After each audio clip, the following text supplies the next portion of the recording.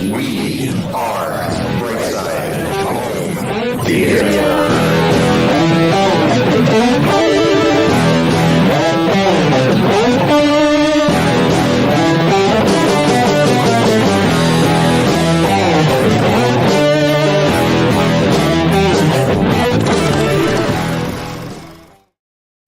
Hey, home theater nerds, welcome to the Brightside Home Theater Podcast. The Home Theater Podcast, it's all about the experiences, the sights, the sounds, the scenes.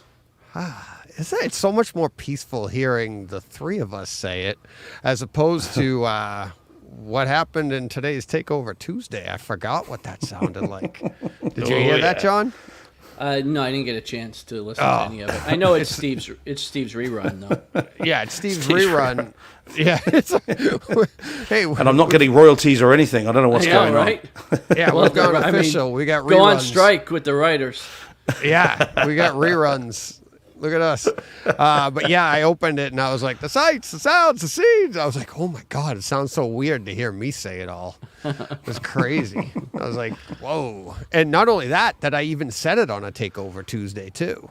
Because now I just roll right in. I'm like, I'm not doing that anymore. I was like, but what struck me is I was saying to you earlier, just the audio change. Oh my goodness me, it sounded dreadful from my part, not yours. Yours sounds just as good as ever, but mine sounded terrible.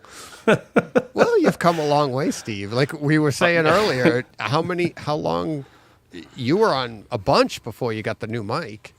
Mm-hmm. Right? Yeah, quite. And yet I now realize just how bad it sounded. At the time I thought it was all right, but it's my great. goodness me. Yeah. And like I said to you then, and I've said to everybody else that's been on, I'm like, it doesn't matter what your mic sounds like. I want that. I want people when they come on for Takeover Tuesday, you don't have to have a great mic, and it makes it more real, because then it sounds like a call-in or something like that. But it's like, you don't have to have great audio and all. Like, remember when Paul Hurt was on and he told me about his setup? He's like, oh yeah, this, and this. His setup to be on this show costs more than our theaters, just because that's what he has handy, because that's what he does for a living.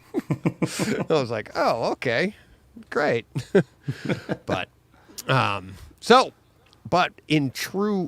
we have to move this to the front of the show.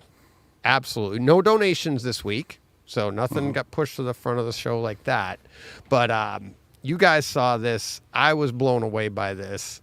Mikey Schramm goes on vacation, and he meets John down in the Dominican Republic. So he tweeted out a picture. He said, while at breakfast, I was stopped by John. He's a listener and was super excited to see someone wearing the shirt. Wanted to know where he can get one of his own. So, of course, I filled him in. So, I said to him, he had contacted me. Mike contacted me even before this. And I'm like, hey, let John know, tell him to email me and I'll get him his own shirt. I'll send him his own shirt, because I thought that was pretty cool. So then I get this email. Which one of you would like to read this? This is pretty cool. I don't mind. It's up to you, John. What do you want to do? Do you want me to do it? I can do it. That's fine. Yeah. It says, hello, DJ. My name is John Pfeiffer. I am a subscriber and an avid listener of your podcast and have been for about 3 years. I am a home theater nut since the days of the Laserdisc. So a funny thing happened today here at Bahia Principe in the beautiful Dominican Republic. Me and my lovely wife Pauline, celebrating our 35th anniversary, are being seated at the main dining room for breakfast. I see a gentleman dining, having breakfast with family and friends, wearing your Brightside Home Theater t-shirt, and I nearly stopped in my tracks. I said to myself, I have to approach him, which I did. My wife thinks I'm nuts, as you can imagine. I actually thought it was you, since I don't know what you look like. I introduced myself and asked him where he got that shirt. I told him I'm a subscriber of the podcast. The whole family could not have been nicer, as I clearly interrupted their meal.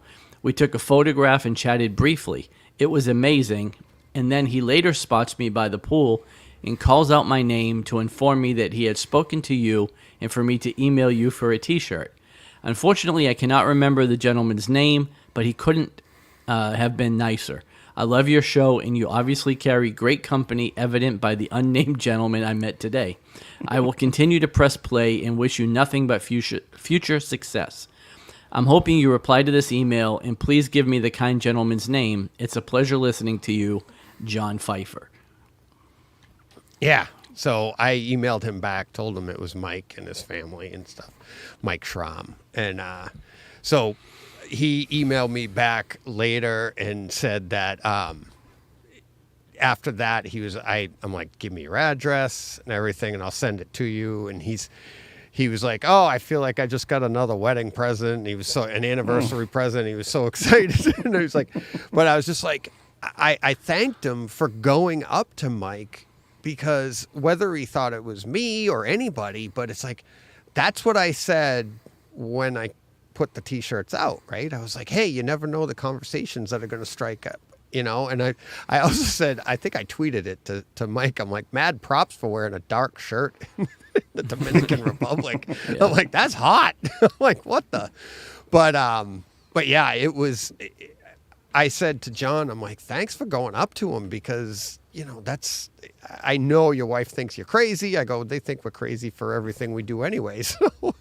But just going up to people, and then I'm picture it on Mike's side too. Right. Wait, what? I guess, he was just at breakfast, and like people come on. It's like just because he's wearing the shirt. So I thought that was really cool. I was blown away by it, but I mean, I'm sending him a shirt, sending John a shirt. I'm working on a couple other things for Mike too, to keep his one-man marketing machine, for God's sakes, for Brightside Home Theater. It's awesome. He's doing a tour of South America, is he? Yeah. Yeah, apparently. And then Steve, what'd you see? Like, what'd you say? Like 200,000 people and nobody said hi? Not a word. Yeah. I was mingling all day amongst 200,000 people, quite happily strutting my stuff. And while I didn't see any other shirts like mine, but also no one came and said hello. So I'm sure it's just not our audience, Steve. That's what it is. Yeah. Guns N' Roses crowd? No, probably not. Yeah, they're just, they didn't know what they were doing off their heads by that time of night. That's true. But yeah, I was like, that's awesome. I mean, it's one thing, like, if you're at a home theater show or something, you know what I mean? Like a, whatever, trade show or something, and you're walking around or whatever it is, you'd expect that. But then you're just on vacation, and it's like, and he had already tweeted out the picture of just him on the beach, right? And it's like, yeah. What the, and to have somebody come up to you, I was like, it's so awesome on both sides. From Mike wearing the shirt, on taking it on vacation. Who packs that on vacation? It's like, thank you. But that, and then on top of that, it's like then John going up to him and being like, but that's what's great about the home theater community. I'm like, he's got home theater on. I'm going to go say hi. Yeah. So pretty cool. Yeah. So one of the things we're going to do with this, one of the ways to say thank you to John and to Mike, I've been working on a little something here to say thank you to people, and as a promotion for the show that I got other ideas for that we're going to work on. But our first ever Brightside Home Theater commercial, now available, the Brightside Home Theater pen. So I'm glad you said it was a pen, Deej. It looked like something else initially. Hey. A curling iron, Steve? You don't have any hair. Yeah, what you said, yeah. Let me tell you, if you're watching on YouTube, you can see the pen, and you can see it says Brightside Home Theater with the brightsidehometheater.com on there. All right, guys. Easy. Because I know it looks like more than a pen, because it is. Uh-oh. Does it vibrate, DJ? You're brutal. Is it a vibrating pen? Yeah. It's a pen, but I mean, like... It's a gun. No, it's like James Bond. I mean, it's also a stylist. Nice. Stylist. So it is a curling iron. Stylist. Yeah. So it's a stylus. You can use it to manipulate your phone. So, but it's a pen first and foremost. then it's a stylus too. So it's like it's like the Brightside home theater MacGyver tool. It's like And a Swiss Army knife. Yeah. It really is, because you know what? It also does this. You ever go behind your theater rack? I know, Steve, you've been back there a couple times, but you go back there and it's a little dark. Steve does know there is a back at least. There is a back, right? I've heard rumors. And you're trying to see back there and you just can't get enough light. Well, guess what? It's a light too. Whoa. Oh, and the letters light up. That's pretty Yeah, that's snazzy. cool. Yeah, No, that's they don't. kinda Cool. No, they Oh. don't light up. I superimpose that. That's the flash. Oh, damn it. Yeah. I don't want to mislead people. That was the but best part of the whole pen, man. You just ruined everything. So it lights up, all right? But wait, there's more. There's more. When you're sitting around and your phone keeps flopping, you're trying to watch Brightside Home Theater, it's a stand too. Look at that. Look at that. See? It's pretty cool. So I can't see how does that work? How does that go? here's the pen. You see Oh, that yeah, little cutout in the okay, middle there? Yeah. Uh-huh. That you pull that off, and then it props Cool. up your phone. Nice. See? So it's a stylus, it's a light, and it's a stand. Oh, and it writes too. So look, I happen to have one right here, handy. Get Prototype. two for the price of one. Just pay separate shipping and handling. Yeah, that's And it. it lights Just up. $9.99. So works perfect. Nope, Sweet. we're not charging for these. If you do something extraordinary, I'll ask for your address. I'll be sending you one. And there's going to be another thing coming up. Maybe I'll announce it next week or the week after. Another Is that way the you marital can aid? earn a pen. Oh, it depends. Sorry, right. I thought this was some sort of another project, another item. Yeah, no. So, yeah. So that's I ordered these a few weeks ago. It was supposed to have the logo on there, but they told me they couldn't fit it. So, Yeah. Cool though. but yeah, That's all right. But it does all that. The Brightside MacGyver home theater pen. Not curling tongs or marital aids. Do not, and let's just make this very clear, do not put it somewhere where the sun doesn't shine. We're not responsible. I think legally we need to make this clear. We're not responsible for any internal injuries that might be caused as a result of a misuse of the pen. I don't think anybody had any issues. Oh no. Oh, no. No. Not yet. No. Okay. All right. All right. We done with that. Let's get to. Are you ready to get to some home theater experiences? I am, Deej. But Deej, can you see comments? Can you see No. chat? No, Nothing. me neither. Yeah, me neither. Are we And, on? Well, it says live, and there are people watching on YouTube. So There are, but why Yeah, aren't we so- getting them? no, I don't know why. I mean, I don't we have ought to make it comments clear in either. case people think we're ignoring them. 'Cause No. we're not. Yeah, for some reason. Are you seeing YouTube? Let me get us. Yeah, there are 9. YouTube says there are 9 watching. Yeah, Yeah, so why aren't we seeing anything? don't know. I'm not sure. If anybody is, well, we know people are watching. If someone's just posted a chat, just even it's a quick hello. Let's just see if that comes up. Maybe it'll force it. Maybe nobody said anything. Well, No, but I'm everyone says also good not. evening. I'm also not seeing. Oh no, we have. Yeah, no, we have got people chatting, including Carl Ellsworth is in the chat on YouTube. I can see it, so I don't know why that's not coming up. Guys, please don't think we're ignoring you. We can't Yeah. see it on our screen, but we've got it on YouTube. Yeah, we have no. We see up where it says live. I see no numbers of viewers Yeah. either. So somehow, I mean, I'm glad it went out. I was afraid because I was trying Is to it on check, but Twitter, I've- too? Yeah, I am. We Yeah, are it's- on Twitter, but sorry about Yeah. that. We're not seeing the chat. Steve, can Okay. you Yeah, I will keep monitor an eye the on chat it. Yeah, from of your course I can. side, and we'll just talk about it? We can't post it, but I don't know why that's happening.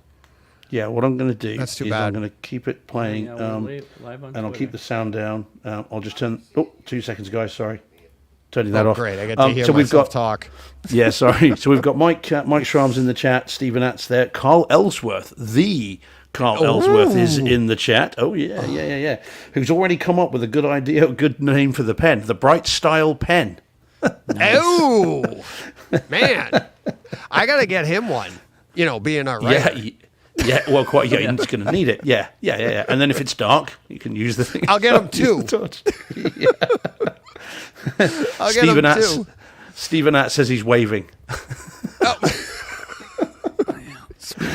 Oh man, yeah. Okay, we'll keep an eye on it. That's great stuff. No, great. I'm sorry. It's like if I didn't seem 100% engaged, I was kind of trying to figure out that issue.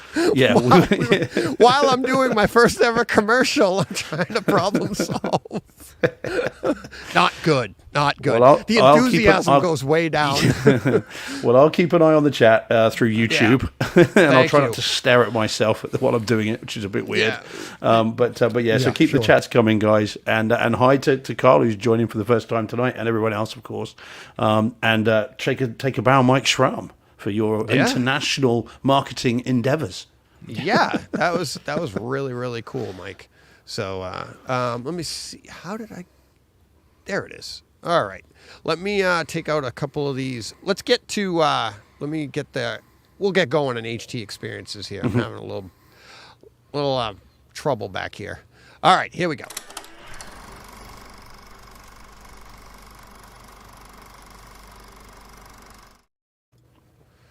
All right.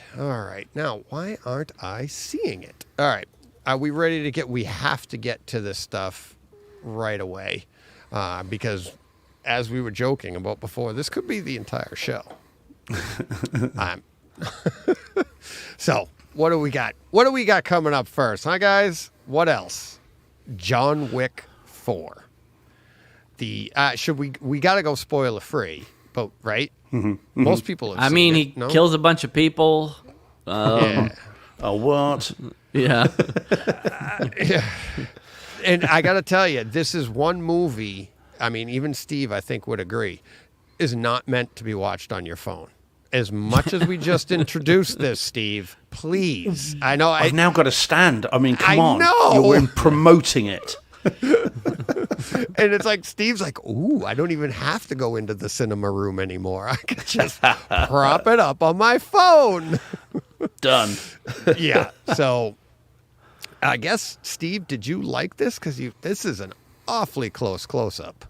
Yeah, I was going to get one of his, Did like, you his bump eyeball. your head on the screen? Yeah, I was thinking about that. I mean, obviously, that's a still from the film. It's a thing. I know. But I was going to get a photo of his eyeball and then just say, that'll show you how much I liked it. Just for anybody listening for the first time, by the way, Deej a couple of weeks ago said that he can tell whether I like a film or not by how far back I am when I take the photo of the screen. So What was the movie? It was Shazam, Fury of the Gods, wasn't it? Oh yeah. It was like, and I even zoomed in on that just to get it. If I showed you the actual picture he sent, it was literally like League of Their Own, the second baseman. Hey, way back, like. Oh man, no, it's crazy. But yeah. So what have we seen it on then? You've seen it on Kaleidoscape 4K, and John, you and I have seen the 4K disc. Yes. Yeah, you both have seen the 4K disc. And John's got that one. Now, how is this working? Do you guys get different? It's a rolling. Rotate? It's just a rolling. It's video credits, so there's no still menu there. Okay. So we just shot different parts of the still, which is pretty cool. Yeah. It is kind of funny. Like, you don't really need the title. You know what disc you put in, right? Right. So it's right. It's only irritating because we have to take pictures of them. we have a show. Otherwise, I like it. Obviously, I like it more. I hate when bad things happen to good people. You know. Right. You try and try, but yeah. So, who wants to start off? What's to say? Should we do the movie first, then let's talk about the film. So, because I think this is now the first time all three of us have been together and have seen it all together. Because John, you saw it in the cinemas, didn't you, or theaters? You saw it there, did, yes. And then DJ and I saw it at home. In theater rooms. Yep. And you thought quite a lot of it, didn't you, John? In the theaters, you really enjoyed it. I really enjoyed it. I'll say again what I said then. I felt it long, and again, by the time you get to the fourth installment of a franchise like this, you're starting to ramp things up to a level of absurdity that starts to get a little hard to swallow. But I mean, it's a John Wick movie. It's an action film. I mean, it just bangs when it comes to the home theater. So, but yeah, I like the movie. I just felt like if he killed 20 less people in every scene, we could have shaved 30 minutes off of this and not really lost a whole bunch. So, yeah, and again, I might go back to my cake analogy. It's like, someone gives you an entire chocolate cake and you're thinking, oh, this is great. And after sort of 3 or 4 slices, you start to feel a little bit unwell. And then after about 3/4 of it, you're thinking, I've had enough now. I think it's fantastic. I'm loving it, but I'm feeling a little bit ill. and there are definitely scenes in this that feel like this is okay. We get the message. The stairs thing, the 222 steps. So the person that I watched it with a couple of days ago said, he's gone to the bottom again. Right. Yeah. My wife rolled her eyes in the theater. I could see her rolling her whole head. It's like, oh my God. And the best part is, like, we have 3 minutes, and somehow he fights his way back to the top again. That's it. It does. It is. You can have too much of a good thing, and I think there is a little bit of that creeping in here. I mean, but it is still never less than entertaining. I mean, as much as I'd say that you feel a little bit sick, I was never bored. Not even for a second. You're never looking at it thinking, oh, God, can we get to the next fight, please? Because it's kind of one big fight. And just, And so as a film, it never fails to entertain. And I'm told. So then what's the problem? Well, see, you just answered. You came full circle on your entire analogy, right? So imagine if somebody said you can have the entire cake and not feel sick afterwards, but you just said it's entertaining the entire time. So if you're in the middle of being entertained, you say, stop entertaining me so much. That's what I felt at the end of the movie. I was like, yes, when he goes back down the stairs, I laughed. I wasn't upset. I was like, oh my God, this is so fun. Like, they are going over the top. But I also feel, let me throw this in. I think I told you guys this last week at after show. It is well grounded compared to like the later Fast and Furious movies, because they try to ground it in the way that, hey, like the suit stopped the bullets. So you see him do this, he pulls his suit up and dodges bullets. But so it's not like, otherwise, if they didn't have that suit thing, these gunfights would be over like that. Right. So they find creative ways to try and ground it a little bit. He's not a superhero. He's not bulletproof. He's just supposed to be really good at a really absurd thing. And each movie got worse and worse, but more extravagant, over the top. But I think that's the fun. It was just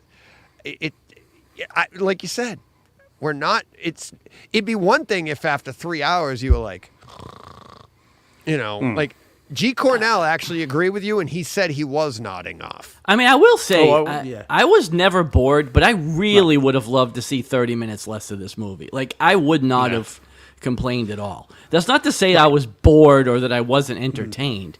But, like, the days of, 2-hour movies in the theaters just don't exist anymore. Like, I just don't think we need to be in the theaters for, like, 4 hours. Because you have to sit through 30 minutes at the beginning before these things even start. And then, at home it's a little different because you can take it in chunks, or you can pause it and go have dinner or go to the bathroom or do whatever. But, like these 3 and 4 hour theater, and this just felt like it didn't need to be that long. It wasn't like Lawrence of Arabia where it was just story. It was... I mean, I understand from Chad Stahelski, the director, that there is a 4-hour cut of this. Yeah, and it's I don't cut. think So I need that. Yeah, there's an entire subplot cut out. There are entire characters that are cut that didn't make it, that are going to be put back into this 4-hour plus cut, which is going to come to theaters, and then it's going to come. Oh, it's going to go to I'm going to have to buy this movie again, because if it's plot and characters and story, I'm in for it. If it's just killing 30 more people in every scene, I don't need to see that, you know? Right. So we have some cross section of opinion in the chat, guys. So we've got Carl. Carl says that he agrees that it's one of the few movies that's allowed to be 3 hours long. So fair play. And then we've got Chris Brown, who says that John Wick 4 was great, and the overhead interior scene was fantastic. More about that in a moment, I suspect. Yep. But we've got Mr. Motown, who says the movie definitely made me sick. Didn't enjoy it. Okay, Oliver Stone. Yeah, Oliver Stone didn't like it. Yeah, sounds just like Oliver there. Not to belittle your comment, but... Yeah. Yeah, Carl says he recommends the behind-the-scenes featurette on the Arc de Triomphe traffic circle shootout. I mean, I'm sure that, I haven't seen any of the special features. No. I must admit. That looked kind of crazy. But yeah, no, it is a good film. It's of a piece. It's exactly like the other three, but moved to that nth degree, as you said. It definitely ramps up the stakes. There's no doubt about that. Yeah. But I do think, I agree. I think this could have been a mini series. We could have, and I would have enjoyed it just as much, if not more, because it does feel at the end like just how much more have I got? How many more people? And I do think you can have too much of a good thing. It doesn't necessarily mean it's terribly bad, but it is odd. Can you guys still hear me? By the way. Oh yeah. Yep. Yeah. We got my you. screen's gone completely now, which is very strange. Your lighting is gone. Yeah. Let me read this. Oops, We coming got back on. this. What did you guys think of this? A John Wick 4 error. He says, this is G. Cornell. He says, just before the fight scene in Paris, the lady at the mic says, paint him red. And the music that follows is paint it black. Because it seemed odd when I watched it. Did you have a similar reaction? And I said, thought she was just playing off of the song, right? Right, exactly. And I thought the same thing. I was like, paint it black. What? Because I was singing it out, but I thought just like him, but I'm like, it's just fun. I didn't think it was an error. I did think the same thing as him. No, I did actually think that. So I thought that was pretty funny. Stephen Att just says in the chat, he says, I can't make it through 3 hours in the theatre. I need that bathroom break by 2 hours 15. It's a home theatre benefit. Yeah. I made it through the whole thing, no problem. Are we now comparing bladder control? Yeah, I was gonna say I don't. So I, about 2 hours in, I need a break. So, Deej, can we have some Brightside home theatre diapers? I think that's what we really need. Can we have things on that? And with lights on as well. With lights, Where do we put the logo? You're either gonna. I mean, I don't want to do either thing on it.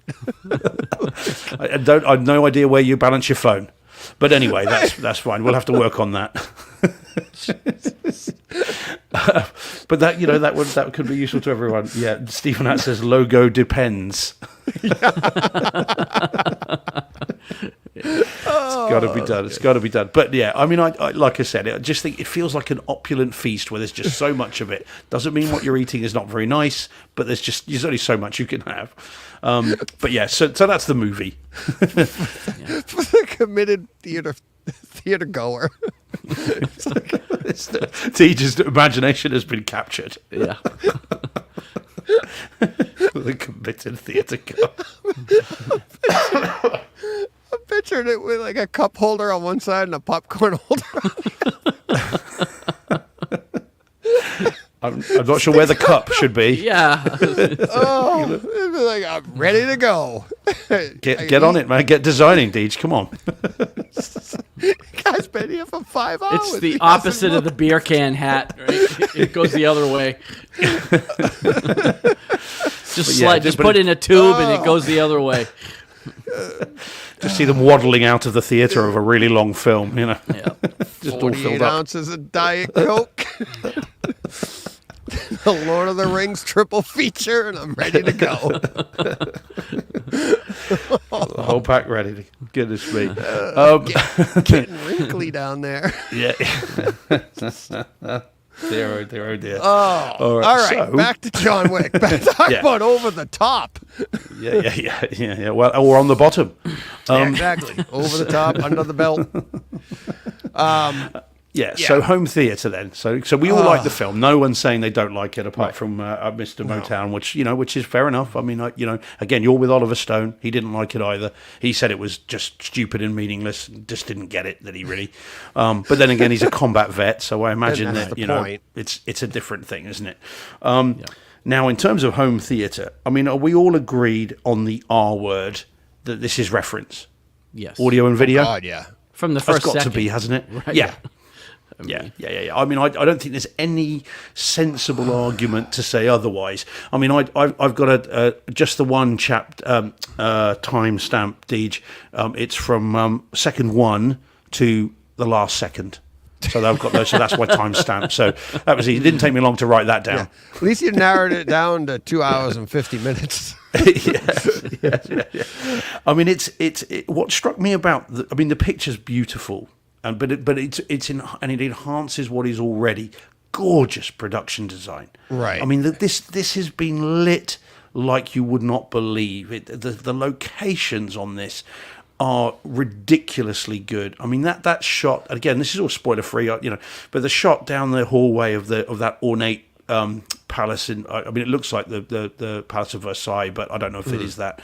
And the lighting, the detail from the roof on the ceiling and all that stuff is just ridiculously gorgeous to look at. And the whole film just seems to be that way. Even again, throwaway shots like you're showing there, of the detail. You can see the pores on her nose. You can see the sheen on the lips. You can see the individual details of and that's the flipping loading screen. Yeah. That's not even the movie. I mean, it looks better in the film. So it looks incredible. And the only thing that is better than that is the audio. But what I found most interesting about the audio is it's as bombastic as anything, isn't it? I mean, again, minute one, second one, as soon as and again, this is right at the beginning, so as soon as that first fist hits the board, the whole room rearranges itself. The cat never gets seen again. And you have various sort of Richter scale warnings going off. And so there is it's bombastic as anything. But what struck me about it, and I've only watched it once in the cinema room, I'm going to watch it many, many, many more times, is the little subtle things that leapt out to me. There is a bit again, spoiler free, towards the beginning where there is a fight in the hotel in Japan. I think, again, that's not a spoiler because that's in the trailer, where Donnie Yen, it's that man again, has a gun and he's shooting it. So I think, is it an AR-15? I don't know, a machine gun. I'm British, I don't know guns, right? Anyway, he's shooting a machine gun of some form.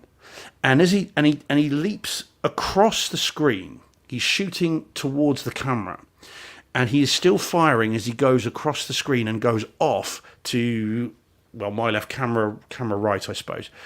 And the gun sound pans across the room as he slides, and that was a really subtle little effect, but it moved off. Most movies would have kept that front and center, but it goes with him off the screen. Right. Which I thought was great. And there's another bit where John Wick is going to see someone and is being suspended in some way, and you can hear the rope in the ceiling overhead, and you can hear it behind as well, creaking and moving, which I thought was great. And also a fun little scene where he takes off his jacket, and you can hear the slugs that have hit the thing falling on the ground, which I thought was a very funny little throwaway audio cue. I thought that was great. It happened with all the layers. Did you notice that? Yeah, you could hear yes. it like the ting, ting, ting, and then he took off the vest. It was like ting, ting, ting. Yeah, it's like great. It's such a funny thing. They kind of moved as well. Yeah, it was. Yeah, the audio. Yeah. What else? Did you have anything else? Yeah. So whilst you've got, as I said, this is why I think this is reference, is because you get the bombast, you get the force, and you get the power, but you also get the little subtle effects as well. And I love how that all plays together in such a long film. So yeah, that's why I think not only is the audio, video, but also the audio is reference. So yeah, tell me what you guys think, and I'll shut up. Well, to balance that, I like the video part.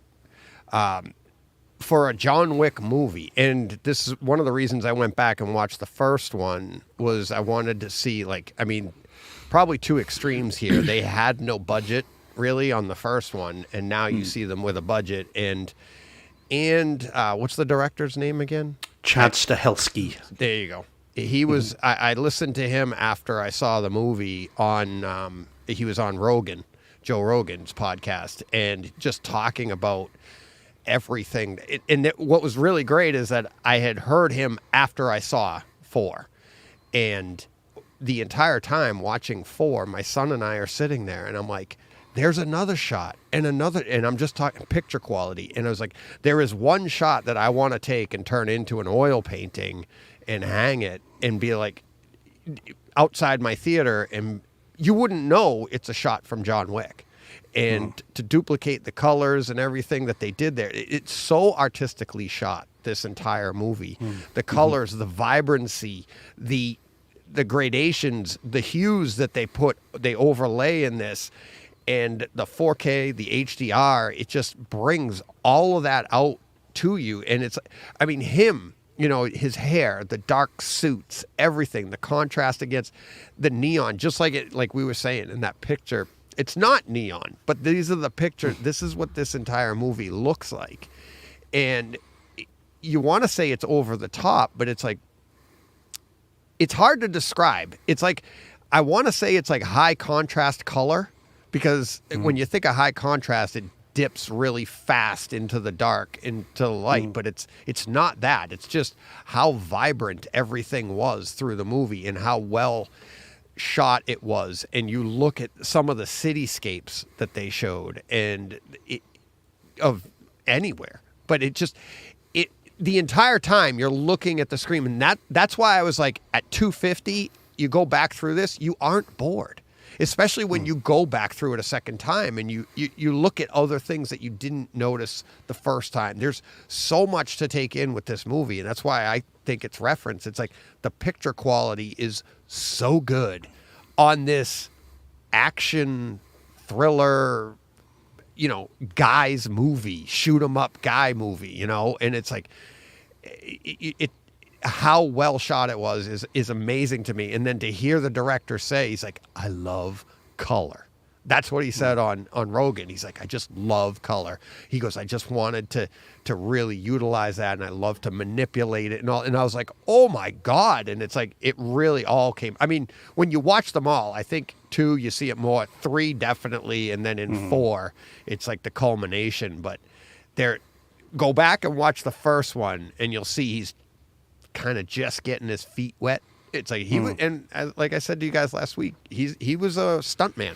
He was Keanu Reeves' stuntman in The Matrix, and now he's directed these 4 movies, starting with the John Wick, and they had no budget on that, and nobody wanted it. They were having trouble finding somebody to take it because they're like, who's going to want to see this? It's like. So, and now and over $1 billion later. Oh. So, yeah, no, it's awesome, isn't it? It's very cool. Yeah. What did you make of the audio at home, John? I mean, I don't have anything to add different than you. I mean, I just agree. I mean, I think it was reference start to finish. You've mentioned the fist on the boards at the beginning. Some of the other scenes you mentioned, but the overhead shot. The scene with the Dragon's Breath. Dragon's Breath. that was. I mean, those things. Yeah, those things were awesome. I mean, the sound every time he fired one of those things off was crazy. I mean, I'm not as eloquent as either of you guys, but I can't disagree or agree strongly enough with everything you guys said. So. Yeah, that Dragon's Breath. Yep. Joe Rogan was like, oh my God, talk about over the top. And then he told him, he goes, those are real. He goes, what? Well, they're incendiary rounds. I mean, they're right. It's been around a while, I think. And I don't know anything about guns. We've established that. Yeah. They don't go through you, though. They won't go through you. No. They embellished on that part, but they, especially with a bulletproof vest, but they'll get you a bit hot under the collar, though. Oh, yeah. And they're a flaming nuisance. That overhead shot of him, it was like a video game. And they purposefully, I think, I never heard this anyway, but I think he purposely was like, let's make it look like a video game, like we all do. And it's like he even was like walking into the rooms and looking around, and then picking up guns, grabbing more clips like you do in a video game when you're playing third-person video game, and you're like, Just wasn't stepping on any health potions or anything. So. yeah. The only thing we didn't get to hear was ching, like in Mario or something. Like, oh, you got coins. You got more of those coins.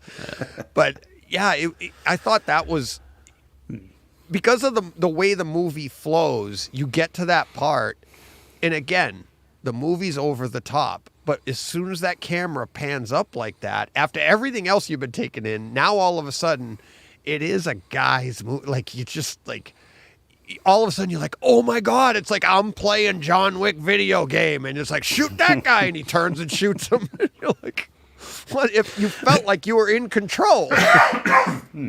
See, I'm not sure that it is a guy movie as such. Not as. I mean, we had Bloodsport the other day, didn't we? We had things like, Raging Fire and those kinds of movies, which are really, we call them really blokey kind of movies. Really, they are quite maybe male focused because the women seem to be in these movies there just to look pretty, and they don't actually do anything, and the guys do all this. And yet, I Halle think Berry in these was movies, pretty good. She well, this is what I mean. No. Free. Well, quite. This is what I mean about Bloodsport and that kind of thing. Whereas in these movies, actually, I don't think they are. I think they the reason you get to $1 billion plus is because it actually appeals to more than just the male demographic. Actually spreads across, and I know a number of women that have seen this film and love it, absolutely love it, and are bigger fans than I think the appeal of these Lydia movies loves is wider. all of them. Yeah, I think this is wider than that, because that's how you get to $1 billion. You can't do that if the movie's just for guys. There's not enough of us.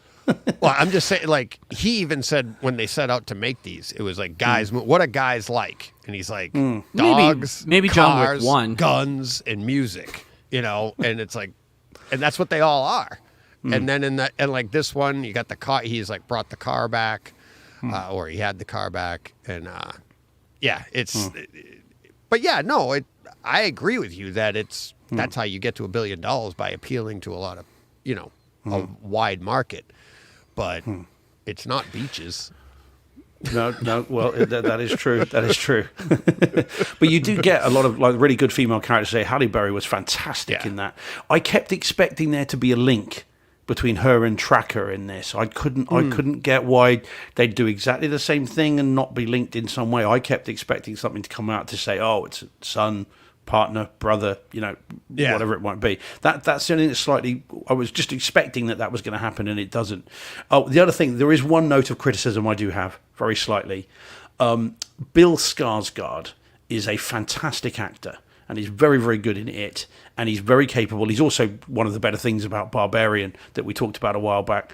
But his French accent is a sort of comedy French accent that I don't know why they didn't just get a French actor in for that. Either make him American or whatever his normal accent is, or bring in a French actor, because his talk about the rules is not very convincing. I just expect he was going to get a beret and a striped vest and a baguette or something at some point, because it was just very, very, very broad, shall we say. So I did have a slight issue with that. He doesn't have loads of dialogue, which is good news. But when he's doing his talking at the beginning, I was beginning to think, oh, come on. This is a bit Clouseau. Where's the Pink Panther? So, I thought he was going to have a pet minky. Which is I don't. Did you find it? Do you find that an issue, John? I think that's in this. Is country, that a European I don't thing? Think we. Yeah, I don't. I think it's European. Well, it might be, but I mean, I didn't bump into it as much as Steve, but I did. I didn't think it was authentic at all. I mean, No. I could tell that it wasn't natural. But it just. I mean, I would have thought there are some fantastic French actors out there. Why not bring in one of those to do it if he's got to be French?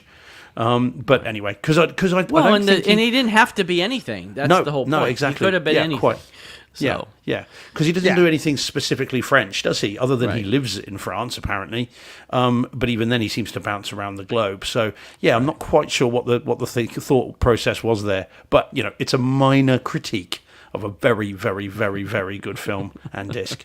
So yeah, Chris Brown, by the way, has come up with the Bright Side catheter, Deej. So, it's the other option. Jeez. We've got a whole collection here, mate. We're going to end up with a Brightside Zimmer frame, a Walker, We'll have a Brightside sleeping pillow in the... That's still just a pen. It's not a catheter. Brightside pudding bowl. Brightside bowl. dentures. It'll be all there.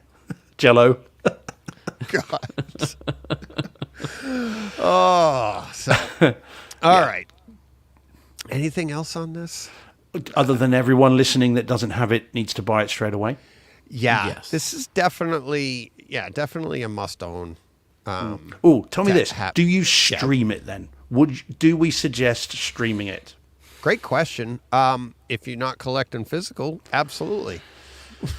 But if you can. If for the best possible version, yeah, definitely. Well,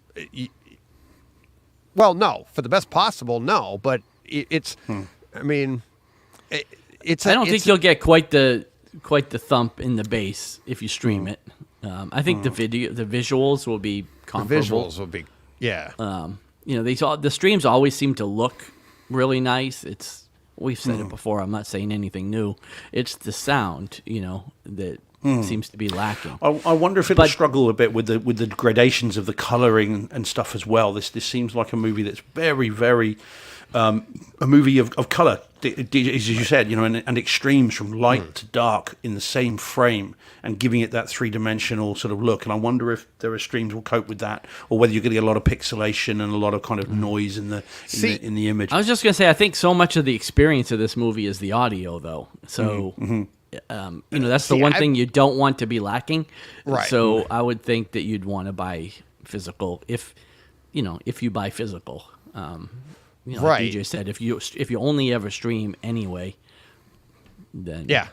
I've told people, like I told Greg, Meg and Greg, I'm like, don't get into physical yet, but you don't know what you're missing.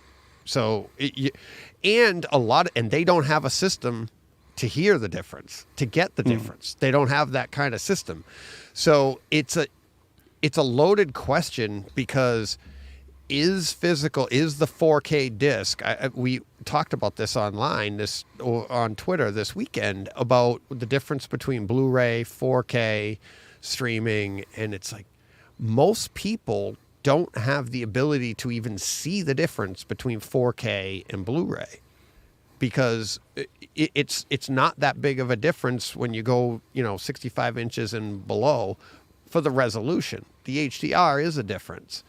But even at that, if you don't know what you're looking for, how many people I've seen, we all have these stories growing up. People don't know. They think they're seeing the best version, and it's actually a distorted version of the other one, a la 1080p when it first came out.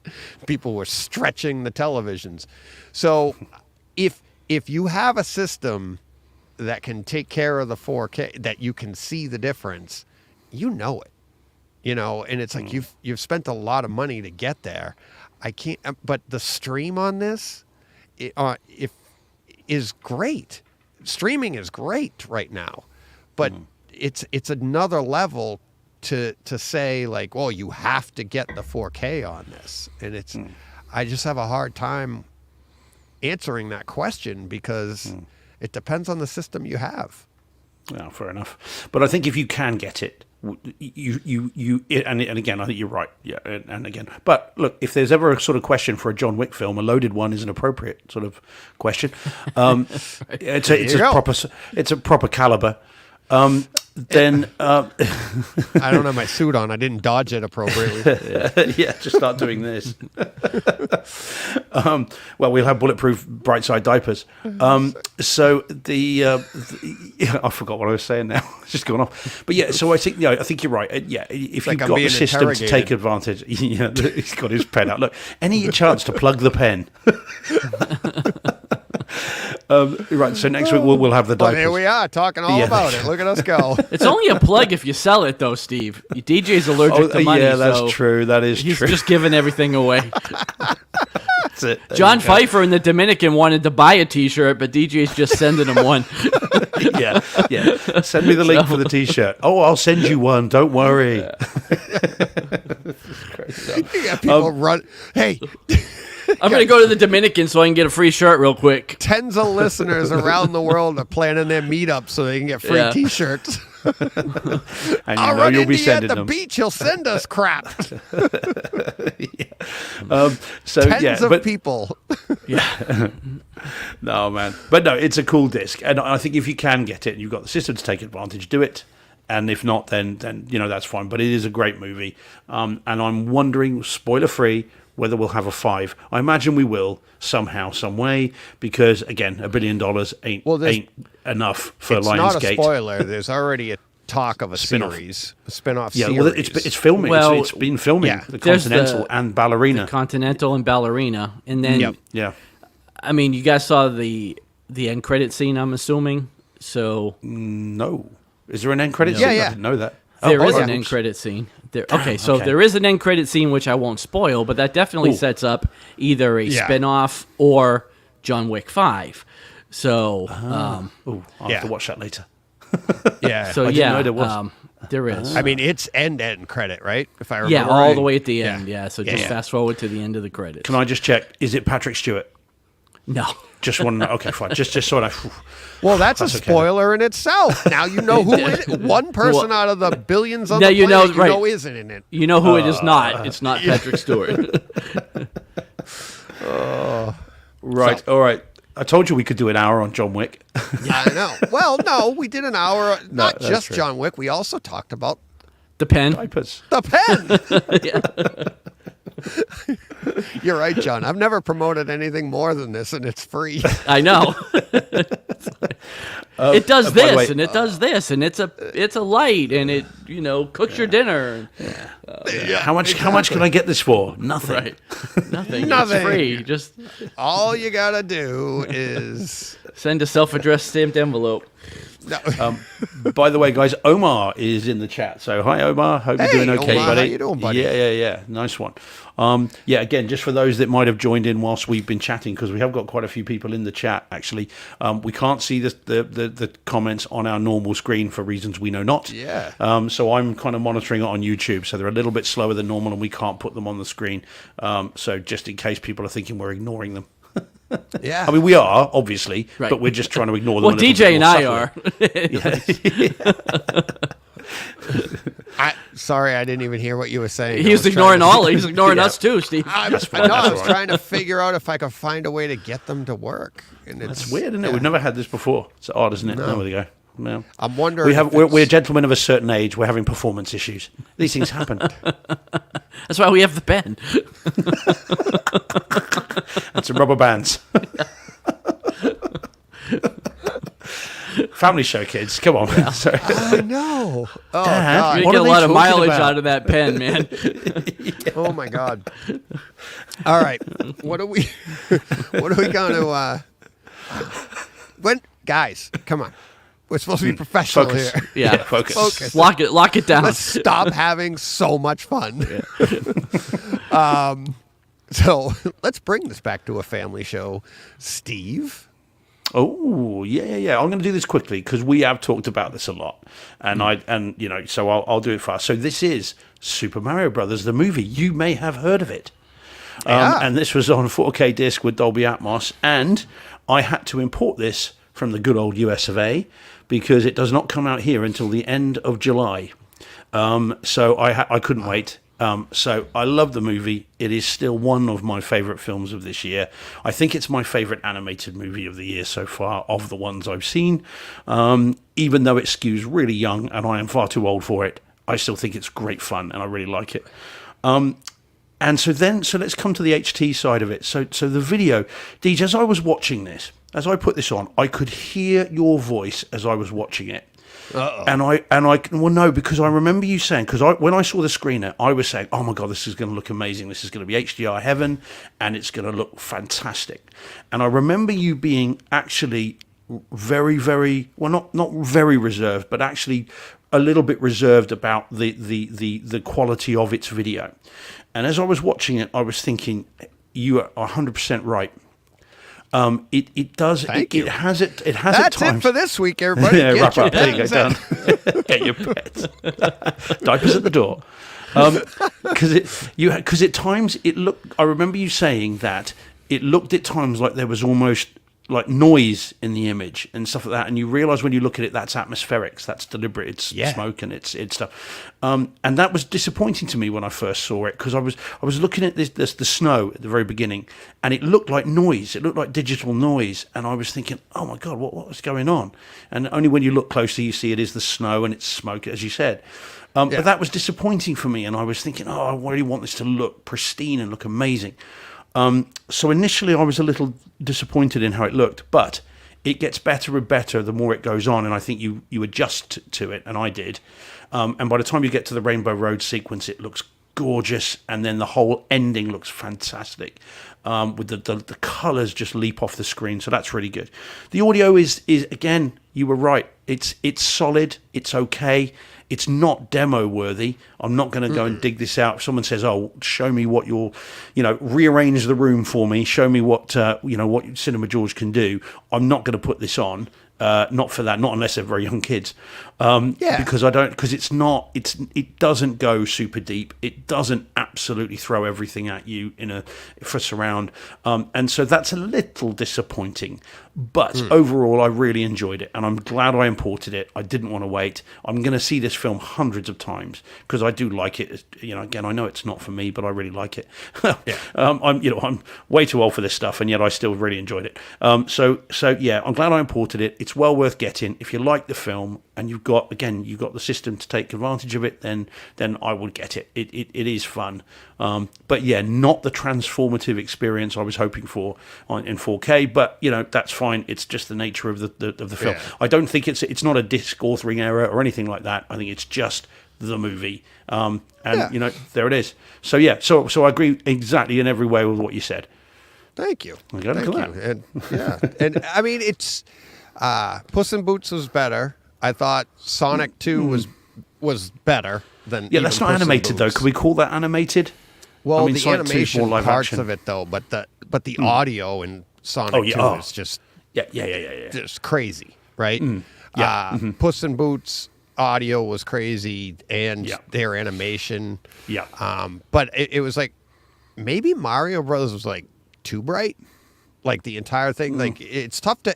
I mean, if everything's really dark, you have no contrast. If everything's really bright, you have a lack of contrast. You need that the dynamics of going between the two, and maybe this one was just so bright and vibrant, like the video game.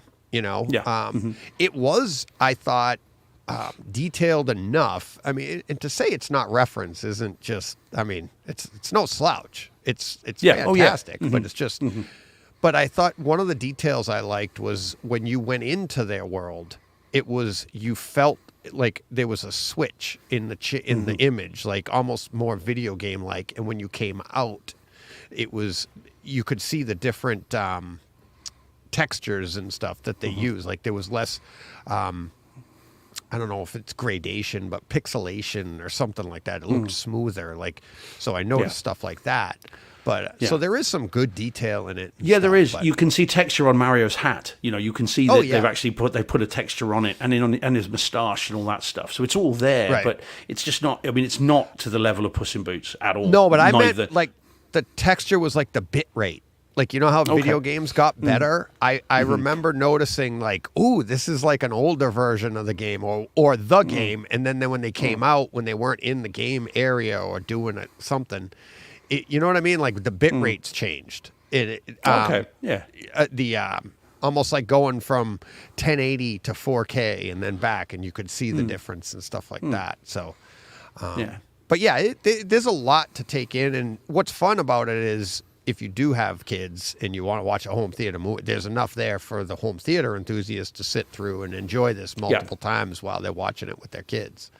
Yeah, that's right. So, and it is one of those movies that does skew young, so anyone can watch this and not be worried about it. Whereas Puss in Boots, I think we said, I mean, could be absolutely petrifying for younger kids. So but it's my favorite animated movie of this year. Puss in Boots, I still think of as last year. So this is my animated film of this year so far. But I haven't seen Elemental yet, mind you. Based on the box office, I don't think anybody has. Whoa! Back the truck up there. What do you consider Across the Spider-Verse? Oh yeah. Sorry, forgot that one. Okay, yeah. All right then. Well, that but animated? you have to wait Yeah. to get it at home and see, right? Well, I'm Okay. going to have to see it again anyway because I'm still not sure of that last 20 minutes exactly what happened. So I think I will do in the fullness of time. But all right, so yeah, damn. Okay, you got me there. All right, Across the Spider-Verse has got to be then, hasn't it? And then this one. Yeah. But like I said, I haven't seen Elemental, and I hear it's very good, and I'm looking forward to seeing that. As I said, very few people have so far, so I'm looking forward to trying that out because I've heard very good things. So we will see. We will see. Yeah. Cool. All right. Let's pull that one down. I will go with John. You don't have anything else, right? I don't have anything home theater wise. I feel I will be remiss if I don't mention The Bear real quick because I tweeted about it all week long. I know you don't have a should've slide given me an for it. image. Yeah. Well, I wasn't necessarily planning on talking about it, but yeah, The Bear season 2 dropped on Hulu on the 22nd, last Thursday, I guess. I devoured it in a day and a half. Like a bear. Yeah, absolutely my favorite show of the year. I really liked season 1. Season 2 was elevated twofold at least for season 1. I know a couple of people, Danny Speakers and Omar and Tom Bellos also were watching it and commenting on it. But this was so well written, so well acted. Jeremy Allen White is the star. You may not be familiar with him. He played Lip on Shameless for 100 years, if you watched Shameless. Had some great cameos, guest spots here. Jamie Lee Curtis was in an episode or two, and she was fantastic. Bob Odenkirk makes an appearance. He's fantastic. You guys definitely watch this show if you haven't watched it. What's it about? DJ's John, out. I mentioned that it's a bit stressful, so DJ's not going to watch it. I tapped out. I was like, He's a chef, so it's restaurant based, and the stress comes from that. It's just the stress of being in the kitchen of a restaurant and kind of what goes on behind the scenes. But it is very, like I said, I'm not going to go on forever about it, but it's very well written, very well done. And like I said, I've seen some good shows this year. Ted Lasso comes to mind. Probably would have been my top, but this I thought was better. Season 2 was better than this year's Ted Lasso. It was just great. So that's all I have to say about that. I wonder if it'll be on Disney Plus for us over here then, because we don't have Hulu. Oh, so. So I did see a lot of people on Twitter talking about you should have season 1 available wherever, probably Disney Plus. Season 2 doesn't drop in the UK or overseas for another 2 or 3 weeks. It's All right, so far time it's for me only to catch up. Yeah, so far it's only dropped here in the States, I think, but everybody else gets it sometime in July. But yeah, that gives you time to watch season 1 if you haven't. So Did you guys check out that there was a film on Netflix with Stephen Graham where he plays a chef? It's all done it was actually done, a whole film in one take. Did you guys see that? If not, I will try and find the thing of it. No. And that's set in a kitchen where all hell is breaking loose, and that's an exercise in stress. That film. Let me see if I can just while we're talking about it. So have you seen this, Deidre? You're not gonna do that. Let me just see if I can find it. Sorry, guys. Let me just see if I can find it super quick because it's on Netflix as well. So you guys should be able to get it. But I can't remember what the name of it was. So let me just try and find out. Sorry, guys, in the chat. I'm just coming off the stream for a minute. Stephen Graham, where are you? You guys know who I mean by Stephen Graham, don't you? He's he's been in loads of things.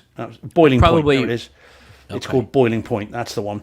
If you guys haven't seen that, it is absolutely crazy. It is a whole movie, so an hour and a half in one single take. It's not, and this is not one where they've fudged it and they've tried to, like 1917 or certain movies we've been watching recently, like Extraction 2, that sort of thing. This is a movie done in one take. It's well worth it. Again, it's very stressful, Deej. You might not want to see it, mate. You will be like, oh my god. Yeah, so So yeah, funny. but it's well done, and it's worth watching. You're bound to have it over there, I'm sure. Well, here it's not free. It's Apple okay. TV. Apple TV has it for $4.99. That's the one. That's the one. Did you've got it? Amazon has well, that's 4K. Amazon has the 1080p for $3. Voodoo has it for $3. It'll be worth it, guys. It will be worth. I think you'll enjoy it. If you, I mean, again, it sounds like very much like what you've been describing, but this is all in one go. And as I said, I mean, it says there, you see there, tension drenched show. As I said, it's all done in one. It's more like a play than a thing, but it's very, very well done. So worth watching. I've only seen it once, but it was enough at the end of that, because there are things happening, and you're like, I know what's going to happen. I know what's going to happen. Please don't let it happen. Yeah, and And it happens. I didn't know his name, but I do So, like yeah, that. in actor fact, that's a lot. nice. Looking at that trailer, just that you're running there, gives a nice Yeah. approximation as to just how kind of, oh my god, it is. Oh, So yeah, all right. Anyway, yeah, very cool. Yeah, all right. I got one other one for you, John. We can get to in between a couple of Steves. I only have two more, so. But where did it go? Oh, there it is down there. Things are moving and shaking. Have I told you about the pen again. It's not even subliminal, is it? No, it's right on Front right Street. there. Yeah. Nope. All right. I'm gonna stop putting it like right in the corner. Yeah. While you're doing that, Deej, Omar in the chats, he's with you, John. He says, "Heck yeah, the bear was amazing." Yeah, What a is lot it of with people- bears this year? Yeah, it's I a know. cocaine bear. Yeah, lots of bears. I mean, is there a Care Better Bear the movie bear coming? than the cocaine, right? Well, yeah. I mean, if it just kept going, cocaine hockey player, cocaine baseball player, cocaine chef, Hey, coming soon, Cocaine Raccoon. It's a matter of time. cocaine bright side. Oh yeah, Cocaine we're doing pen. that one 24 hours. We're excited enough. Yeah, we're excited enough. Never touch the stuff because I'm afraid I'd like it. Oh man, I can't say. I'll leave that to my clients. From people I know said, yeah, it's a good thing. You would have loved it. So, anyways, all right. You don't Don't do need any drugs, kids. more. You don't, Kids, you don't don't need, do drugs. You don't I need know. drugs, DJ. I know. High on Can you life. imagine? Yeah, I cannot. Oh boy! Imagine I'm toned down for the audience. All right, Mission Impossible. Selling these pens. Yeah, they're gonna be flashing in the corner next episode. You can't buy now. I'm giving it away. I'm like Oprah. All right. Mission Impossible 1996.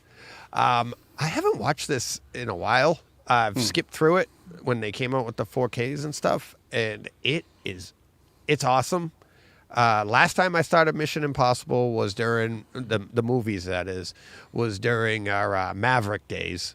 And I was just like, oh, I need more Tom Cruise, And I started backwards.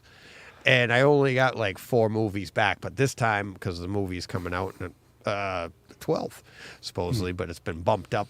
Walmart, you can see it on Sunday now, the 9th. So, I'm going to get all of these done. So Mission Impossible, 1996. Picture is awesome. I don't think it's ever looked better. It's pretty much right at the 1 hour mark. And we were talking earlier on Mario Brothers and how the screen the pixelation and stuff. Well, when you put your phone onto something like your camera onto a television, you can see the scan lines. It's like, amazingly, that stuff doesn't happen in movies. It kind of goes away. Like whatever they do, their cameras are so good or whatever. You don't see that stuff. But at the 1 hour mark, you can actually see like this. I'm pretty sure it's the 1 hour mark. You can see the scanning of the image that they're looking at. It's just going, because it just looks so good. You usually don't see it, but it's so well shot. And I don't know if it's because it's an older movie from 96. I mean, can you imagine how old I mean, that's crazy. What's that? Almost 30 years old now. Mm-hmm. He's been making these movies.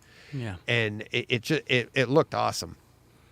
And like I said, it's never looked this good. And that at 1 hour mark, that's when the computer screen is actually Ving Rhames' computer screen. It's when they're breaking into Langley. So the sound on it, it's awesome. Super dynamic. Very, very clear dialogue throughout. I'm starting to notice now, I'm starting to pay attention to some movies where it gets a little bit muddied. The way, maybe too much, I don't know if you'd call it too much bass, but there was one movie recently, I wasn't reviewing it. I think I was streaming something and I was like, is that my system? But then you put on a movie like this and it's just so crystal clear. You're like, okay, that must have been whatever cut it was that I was watching.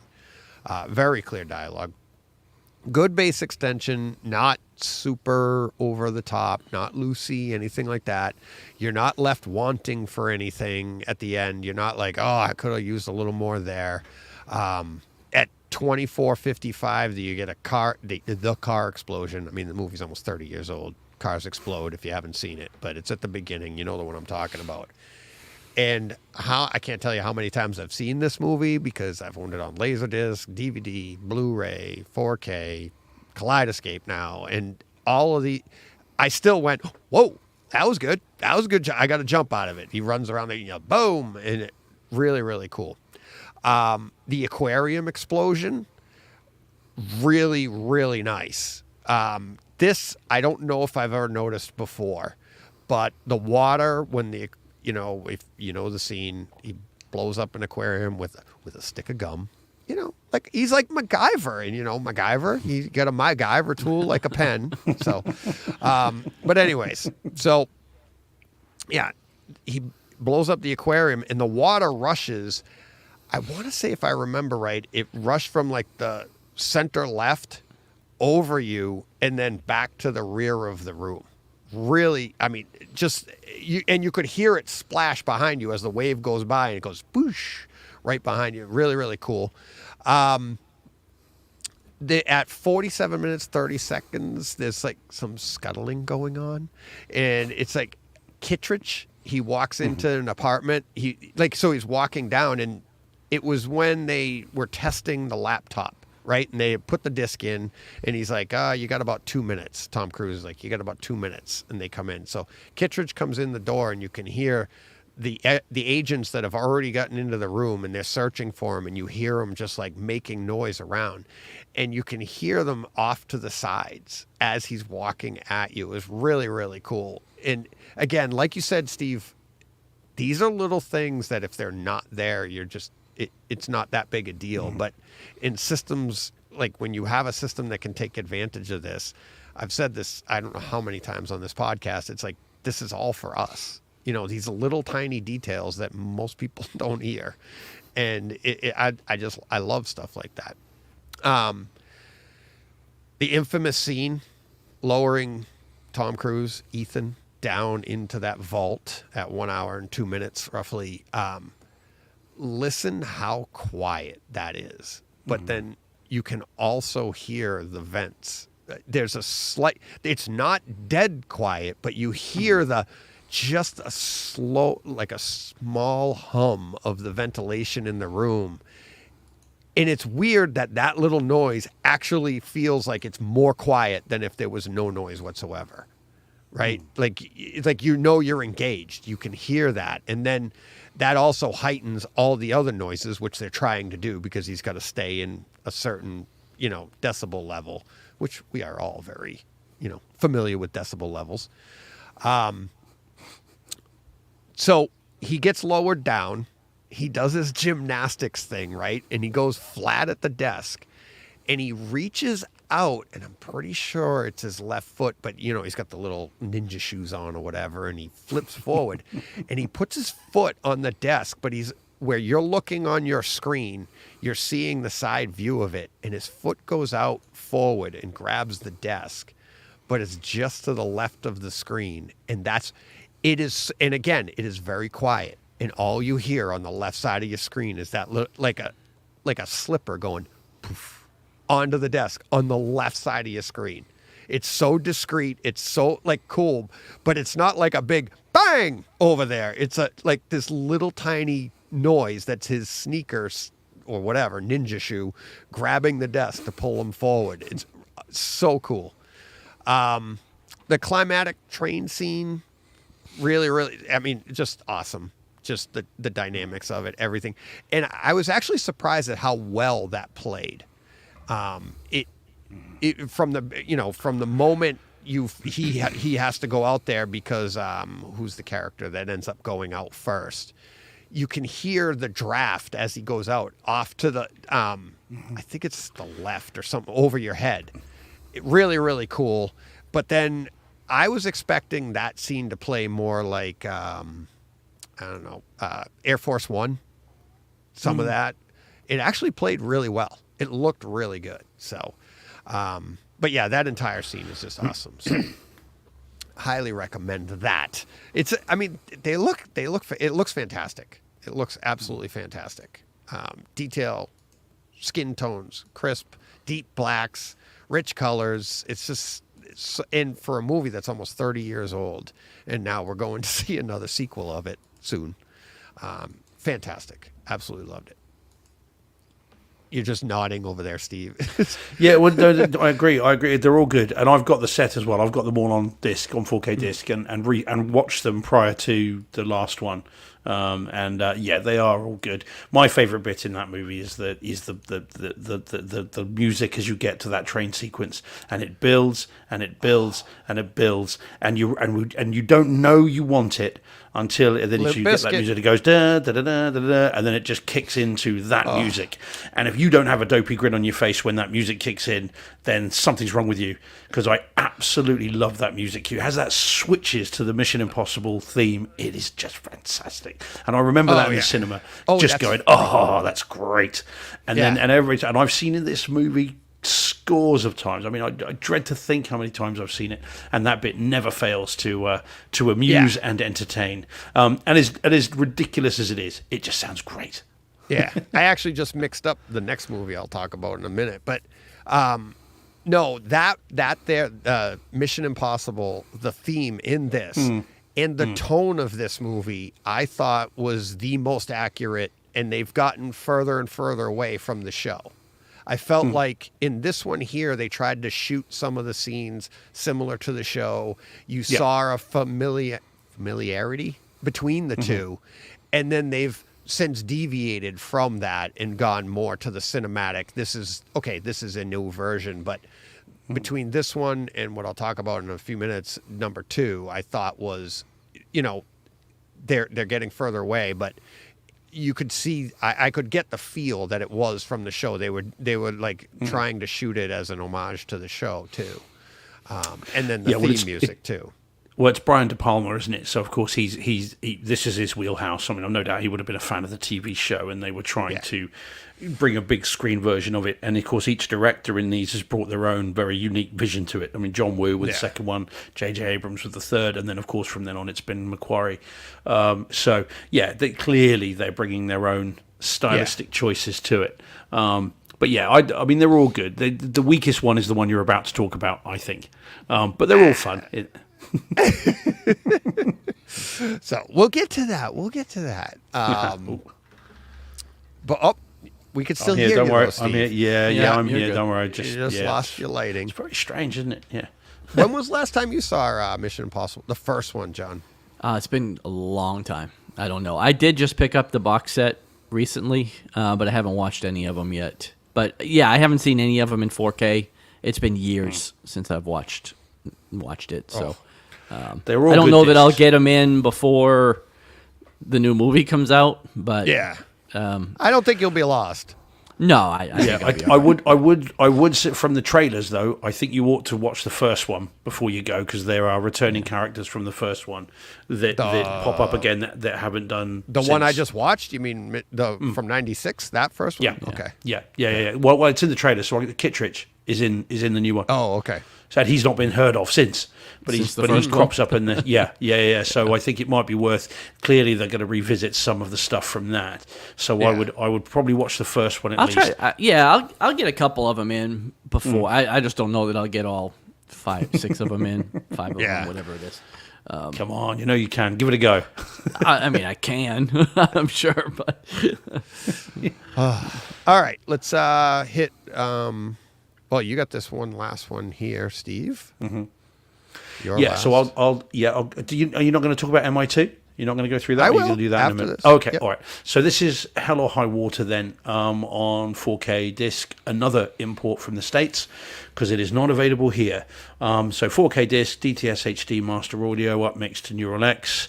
A film I've talked about a lot recently, and specifically on the back of Wind River, having talked about that last week and how much I think we all enjoyed that. And so this was my chance to then revisit this movie again in 4K. Again, I'll be quick. The movie is fantastic. It's such a good movie. It's a modern Western. John, I was so close having watched it, that after having watched it to just go, is Texas really like this? Is this really is this what it looks like? Is this real? Is this complete nonsense? I was so close, but then I'm thinking Texas is bigger than the UK combined. So I'm thinking it's that pretty there's big, yeah. yeah. So it's there's all these different things. So I thought texting it would be just stupid. So I've just outed myself as an idiot on on the Definitely podcast. looks like parts of Texas for sure. Yeah, it's just it just makes it look so. How do you say? I mean, it's almost it is attractively ugly. I know that's an oxymoron, but it makes Texas look at the same time horrible and yet somewhere you've got to go and see. Right. So the movie's fantastic. It's a really well told story, really well developed characters. Everything's there, very somber, and it is definitely a sister or companion piece to Wind River. In terms of home theatre, the video is lovely. Everything is smooth. It's a digitally shot film. Everything is smooth. The colours look great. Again, as I say, it looks beautifully ugly. Everything is rusted and decaying. And of course it's a criticism of financial institutions and the way things have gone in certain parts of the US. I mean, they're saying Texas, but I don't know whether it's part of that or not. And so everything is decaying, and there's detail, and you can see all that, and it all looks, again, as I said, beautifully horrible in every way. So it looks great. The audio is a little bit disappointing. I remembered it being better than it was. It's very quiet. There's not a lot going on for most of it. There's quite a nice sort of shootout towards the end, which sounds good. The gunshots have got some presence to them, but again, there's no punch in the chest. There's no bass rumbles in the seat that I found. But when you do get the shootout at the end, there's some nice directional stuff. There are bullets whipping around the room, and that's quite nice. But I don't think this is a movie, unlike Wind River, which I think they do set out to actually have some really decent audio in that. I think this one is not quite there yet. Oops, I'm gonna hit the mic. So I think Getting all excited. Yeah, well, I really love talking about these movies. And again, as I said, John, I'll talk your ears off one day about whether this is real or not, because I was fascinated. And so, yeah, so it's really good. It's a really good disc. It's a fantastic movie. And again, if you're over in the States and you can get it, then I would recommend it. Over here, it's a bit more tricky to recommend because it's expensive to bring it over. But I'm glad I've got it. So if you're a fan, and you don't mind spending the money over here, then go for it. But over there, I'm sure it's a really sensible price now because it's been out for a couple of years. So yeah, really enjoyed it. I almost bought it when I saw you were watching. I almost bought it. How many you got it? I thought you already had it on Kaleidoscope. Do I? I don't know. I thought I saw it on one of your tiles. Yeah, I thought I saw it. Oh, but, maybe I do. Maybe I do. I think you did. But I meant to think you watch did. it, and that's why I was like, if I don't have, because I saw you had it, and I wanted to see it again, and I'm like, and it's not like you said, it's not necessarily a home theater movie, but it's so well done. But it's not like John Wick 4, but I mean the imagery is just so well shot.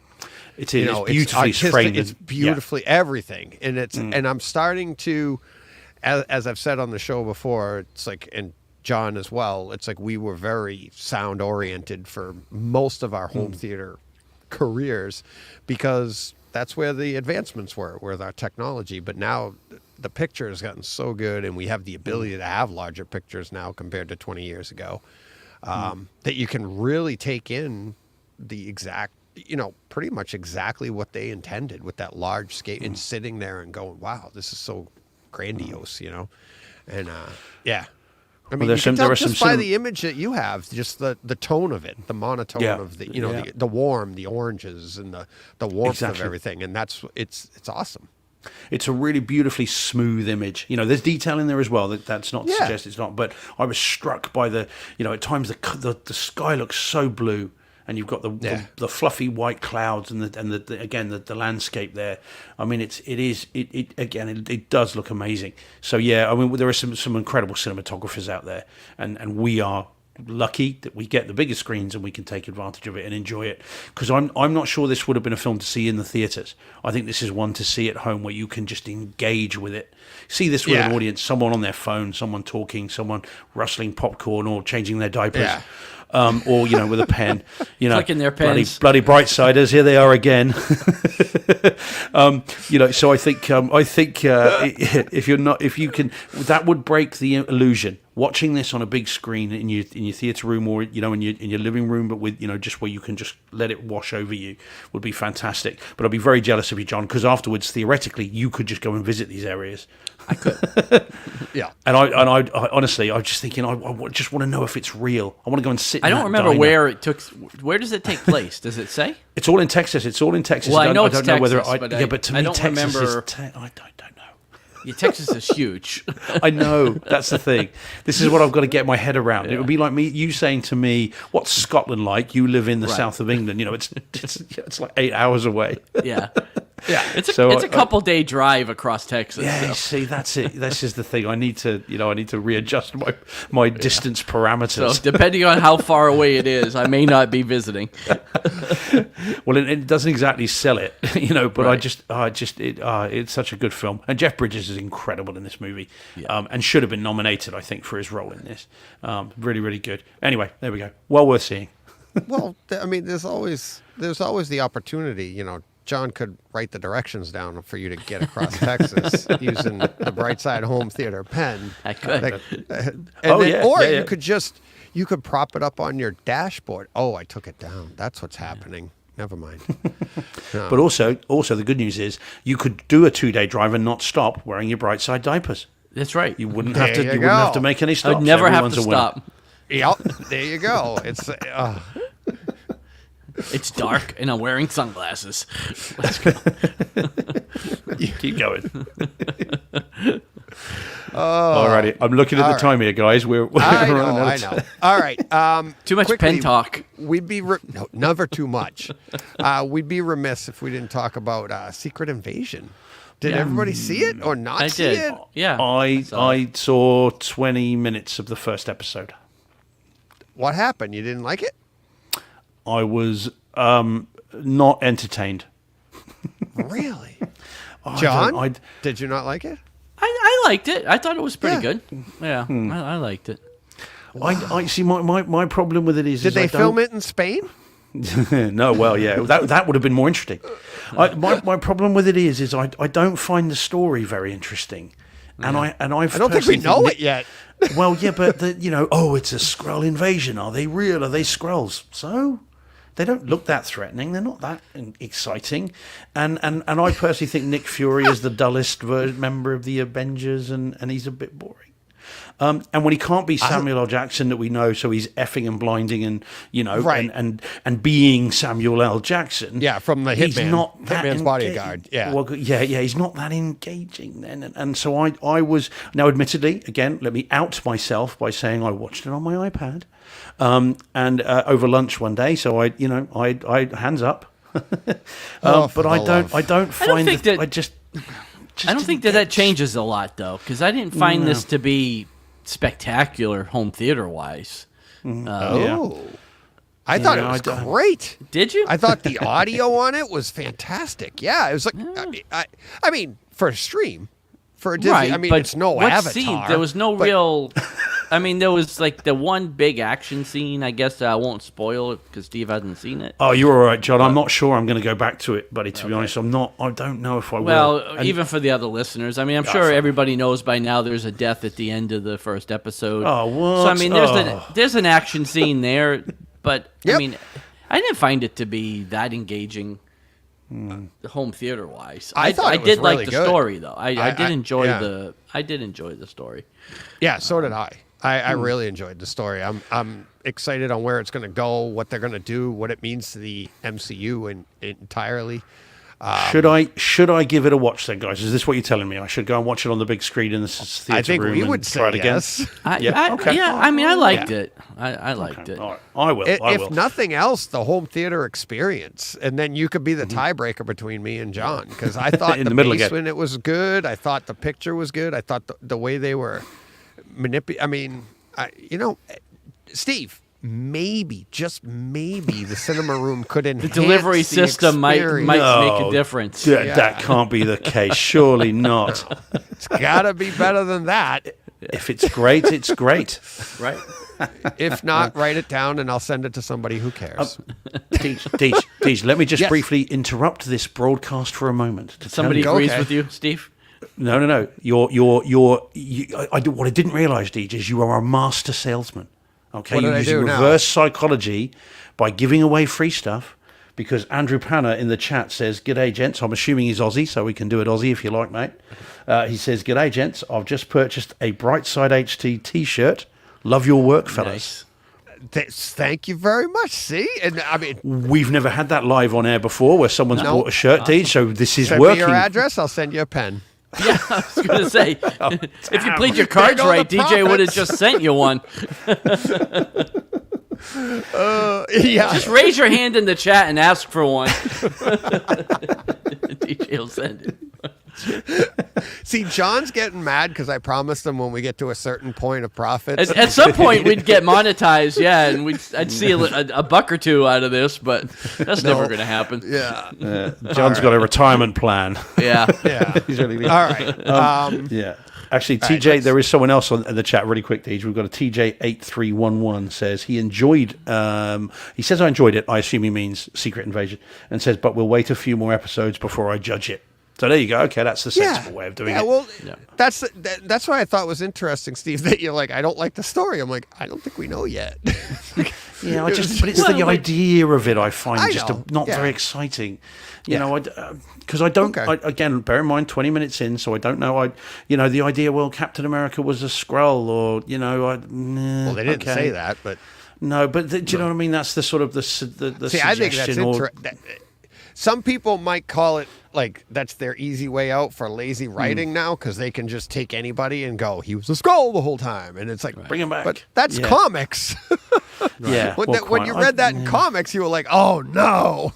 But we were also like kids, and our imaginations were a little bit more sponge-like. Well, and You could accept things and not the fact that it wasn't filmed in Spain. I had the ending spoiled for me before I saw it, and my first inclination was, oh, well, it'll just be a Skrull. But after seeing it, I don't think that's the case. But I was Right. like, oh, well, that person didn't die because it's probably just a Skrull. And we'll find out in the beginning of episode 2 that they're alive and well. But after Which watching removes all it, the stakes, doesn't it? That yeah, removes all I don't think stakes. that's the case. But yeah, somebody came into the store and spoiled it for me Wednesday before I got a chance to watch it. Did they make it out alive? They did, but they're not allowed back. So Yeah. All right. Maybe they were a Skrull. yeah, maybe Yeah. Let me part do of the invasion. You know what? I'll move that till next week. Let me do that. I'll move Mission Sorry, Impossible Deej. 2 to next Sorry, week, buddy. I 'cause know it's- I've got off No, that's Sorry, fine. mate. And this is why we talked about this. We talked about this. No. All right. Let's get to some real coming soons quickly here, because that was the last one, right? Secret Yeah. Invasion. Yeah. We've got nothing else here, so yeah, let's.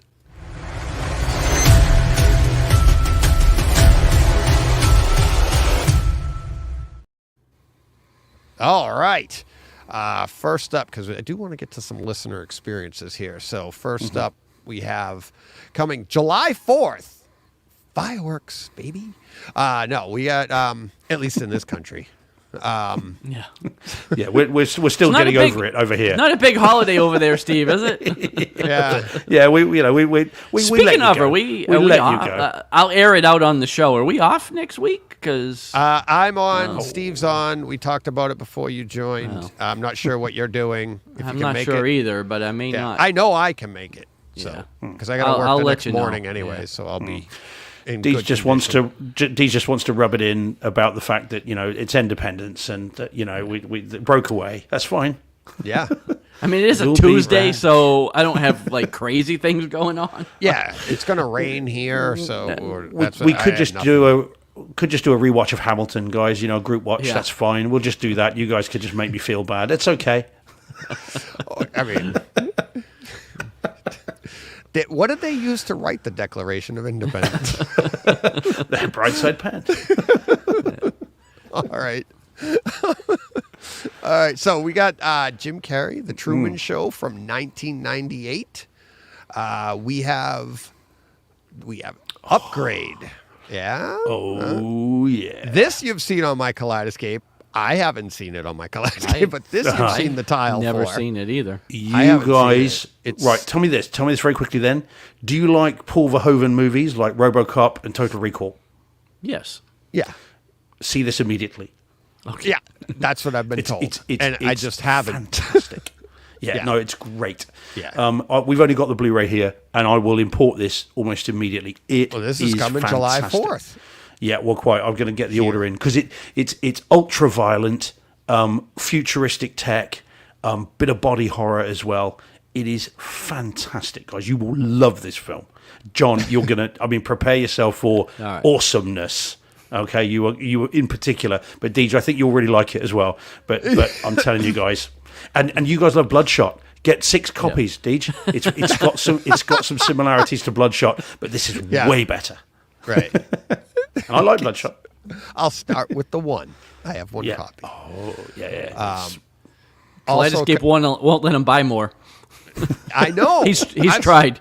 I've sent you those texts, haven't I? Like, look, I tried to buy this movie again, and I already own it. Whoops. Can hear the Kaleidoscape sighing. Yeah. DJ, look. They should come out with the DJ version. It's the same thing. You're just paying twice. Different tile. Yeah, exactly. Oh no, you could change your tiles. Oh, Can do okay. that. Well, there you go. Yeah, I did that for a few Star Wars. I put the original poster on there. But anyways, also, But if you guys are going to watch this, though, if you guys are going to see this, tell me, because I will happily watch it for a third time, and then we can talk about it, because Okay. I'm telling you. I'll try for next week. All right. Also coming on July 4th, what's more appropriate? Jaws 2. And in case we didn't say it for the audio only, did we say Upgrade? We just raved Upgrade. about the Oh, gosh, picture I'm so sorry. on the Yeah, last yeah, one. I do. No, it's not Man. you. I might Get not have said excited. it.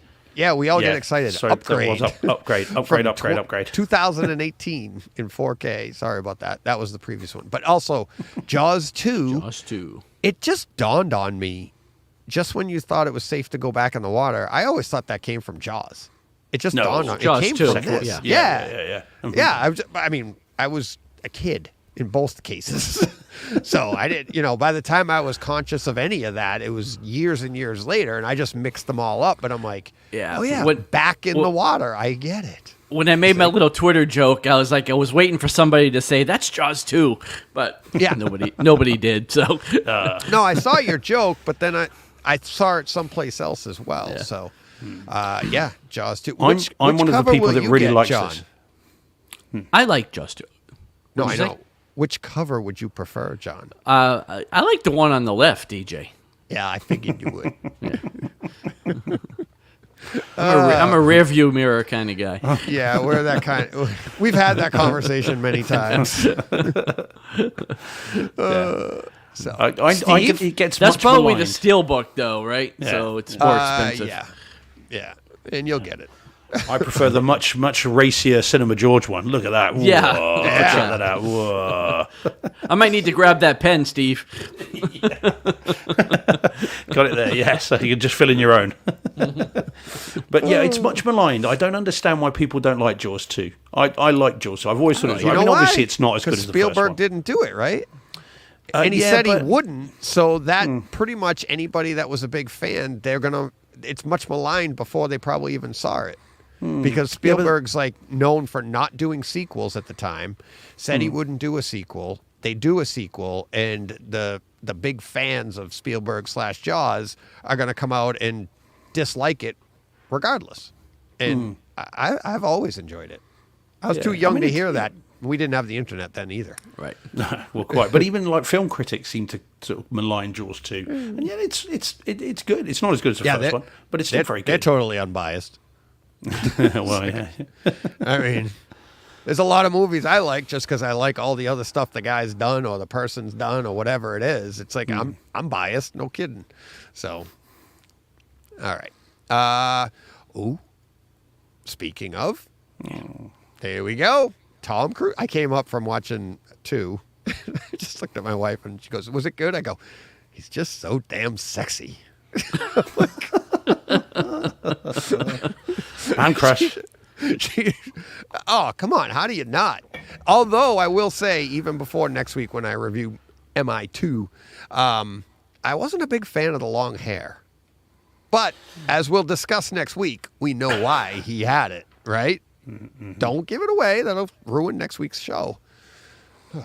So, all right. I think that's it. That's it. So Mission Impossible. Isn't MI4 out as well? Isn't 4 out as well? Yeah, I think it 3 and is. 4 come out soon. Yeah. Yeah, I think you're right. Hang on a second. Let me check and see my. I think they're just doing I 2 think for you- 2 for 2 no, right you're- up to you're till it comes 100% out. Right. While you're looking there for it that, is. Andrew Panner, again, legend that he is, not the purchaser of the Brightside T-shirt, also says that Upgrade is awesome. So, got some support there. Well done. Thanks, Andrew. There you go, Steve. There you Mission go. Impossible 4. You're right, and I even had the graphic for it. I just didn't load it in. So there you go. All right. So Mission Impossible 3 and 4 coming. Cool. All right. Let's see. What do we got? Oh, yeah. So let's get to these. You can follow us on Twitter. Guys, shout them out if you know them. Your call signs. Oh, at John Iceman? Ciccone? I do know mine. Yeah, and then mine apparently is at Legal Beagle OK. Deej, I can't believe you passed up a chance to say that. You love saying Legal Beagle OK. I have. You know how many times I spell that wrong? For some reason I can't spell legal and Beagle. Yeah, well, the problem is it's the EA and the A in the GA, isn't it? So it's It's asking the for trouble. EA and the GLE. I'm always Beagle. I'm like, That's the French version. Yeah. Bigel. Back to old Bill Skarsgård again. But yeah, you can follow us on Twitter over there. And we also have Brightside Family Community going on. It's getting more and more traction. We're chatting about more things. I think that's where Mikey tweeted out about his Dominican Republic excursion with John. I think so. But you can also, obviously, if you're watching this stream live on YouTube, whether it's on Brightside Home Theater or Steve's Twitter, you can also watch us on YouTube. So appreciate that. We're at 899 for followers. We're climbing all the way. And you know what? I'm thinking whoever is the 1,000th follower, Free what are they pen. going to get? There you go. There you go. Yeah. People are clamoring now. That's not an incentive to get us to 1,000. I don't know what is. We'll start losing followers. Yeah. Telling you the diapers is where it's at. There is an elderly market we're not tapping into. Yeah, and also you can, for all of this, you can find us go to the website brightsidehometheater.com, which can also be found written on the side of the pen. Guys, Paul Hurt's just Paul joined the was- chat. Yeah, he says He made it. just home. He says Paul Hurt says hello, just home from the cinema. What did I miss? You need a pen, Paul. Write it down. Take notes. Yeah, Paul, you can watch it on your phone. I don't have all the other slides still loaded, but yeah, it's the multi-tool for the home theater enthusiast. Go back in the early part of the show and you can see it. Or maybe I'll wrap it up later. I don't know. We've got time. Go to the website, brightsidehometheater.com. There you can click on the link for Patreon and support us. Well, John, why don't you describe what they do? They donate. Okay, you can. No, Lost you can cash. sign. Yeah, you can sign up for as little as $1, or as much as you want, and become a patron. Or you can donate a box of popcorn. Small box is $5, medium box is $10, and a large box is carte blanche. You choose the amount. So, Nobody was ever afraid of a 0. Add it. Just keep adding them. that's right.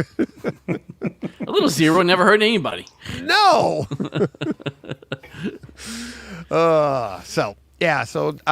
Greatly appreciated. Obviously, there's other ways to support the podcast, as Mike Schramm is showing, Omar, all these Johnny Speakers, all these people, Danny Speakers, all these people. Talk it up.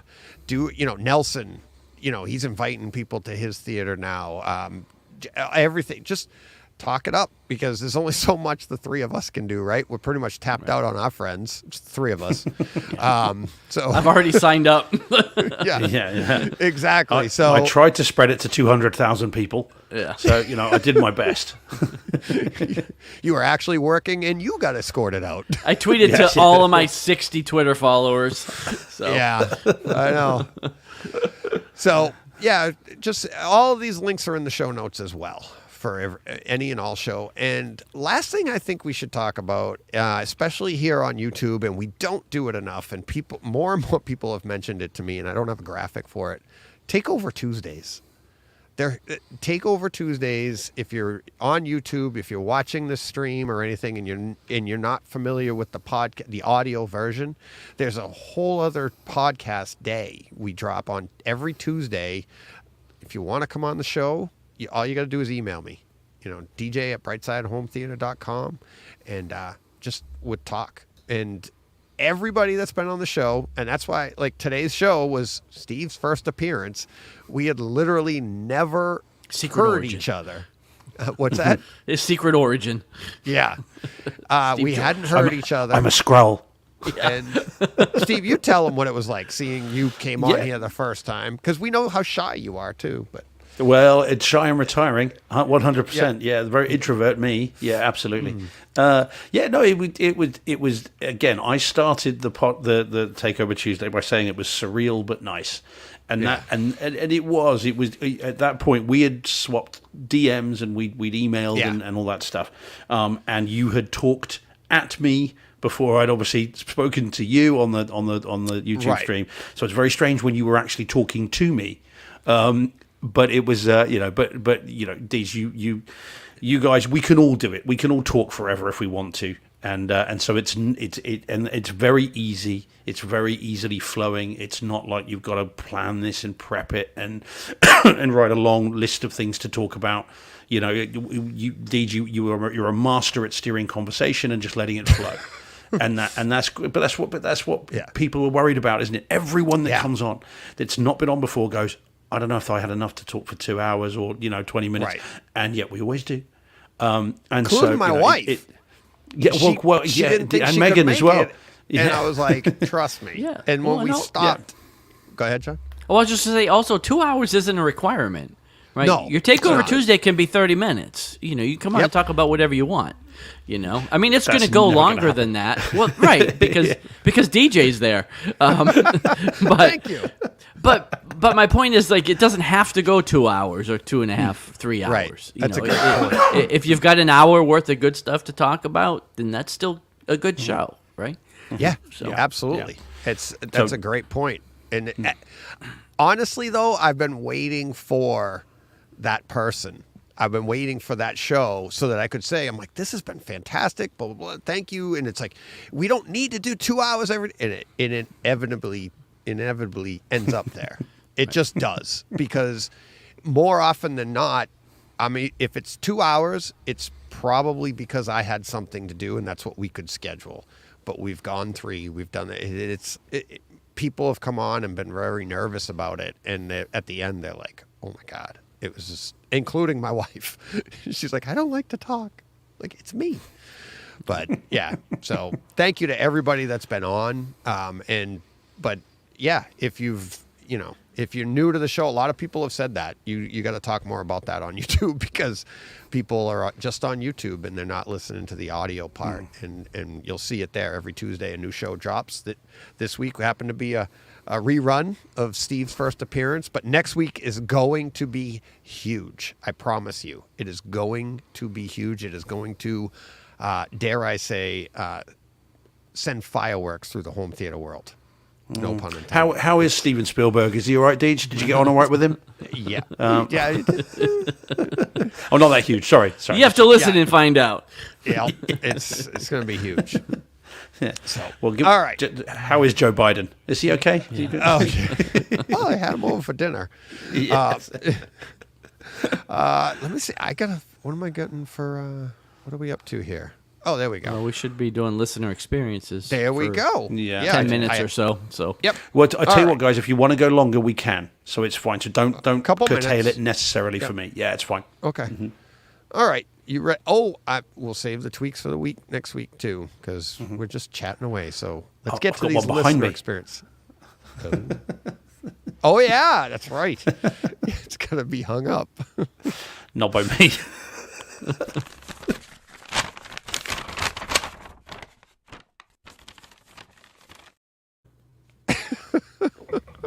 That was it. You even talked about. You said that in your Takeover Tuesday. Yes. It's like yeah. everything in your theater was done by somebody else, and you're like, even the pictures on the plaques. walls, Yeah, the yeah. plaque, Oh, yeah. everything Yeah, was. yeah, I'm like, yeah. good for you. If I do it, it'll fall off. Get a lot of earthquakes over there. Well, the base. Yeah, that's true. Well, yeah. And sheer ineptitude of the person doing it. Yeah. All right, let's get to this one from John. So, Steve, you want to read that? Yeah, okay. So, why have I got to read the title? I'm not that sharp. All right. Fair enough. And that's it. Take the point. Yeah, that's it. Yeah. Next. Okay. So this is John an email because it says sent from my iPhone. Do we know John's thing? Just John, some John. Okay. So it says I got my new Denon 3000 or 3800. You guys would say, wouldn't you? Like a month ago, and bi-amped them. It sounded pretty good, going to 6 overheads. Got Odyssey editor app and set it. Was watching a video with Anthony Giromani, and he was saying how in some timbre, I suppose it's French, speakers, pink noise should sound the same. My front 3 did not. I'm like, what the hell? It's from same line, same driver. Then I started over EQing in editor app to get sounds more similar. It sounded horrible. Then I looked at graphs in editor app closer. My frequencies dropped off a cliff after 1000 hertz. I'm like, what the hell? Is it something to do with bi-amping? So I looked at all my connections, looked fine, except I had plugged the high signals for bi-amping in wrong inputs on 3800. So I'd been listening to it for a month without correcting. Fixed that, and my front speaker suddenly had static noise that had never been there before. So I said, screw it. I'll just hook up skip bi-amping, same static. I'm wondering if this is some sort of code. Are we sort of, anyway, okay, so I'm worried if we're starting a war in the Far East or something. So now I was like, what the hell? It's like the weather in Moscow is good at this time of year. Okay, anyway, now I was like, what the hell? So I looked at all my settings after switching speaker wire configurations several times, still static. Then I was like, crap. What else can I do? I had the speakers for second AV set to mono, as I read was best way to do it. So as soon as I set to direct, all static gone. I went back, bi-amped front speakers, perfect sounds, seamless. I feel like a complete moron. Thought you might enjoy my home theatre troubles. I am a bit worried. Someone just check the news. Make sure that war has not just been launched somewhere. Because at times in the middle, that sounded a bit Mission Impossible. Well, you know what I loved about this?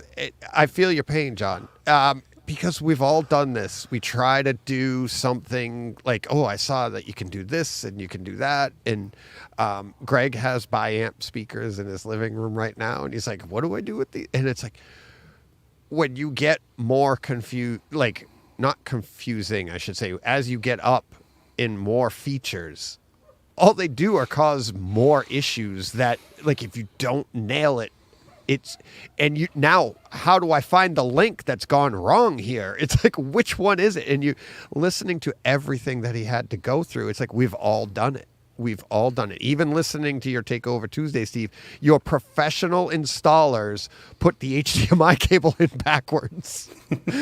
You're like, okay. I mean, did they have Mickey Mouse ears as they were working? But They did feel stupid. But we've all done it.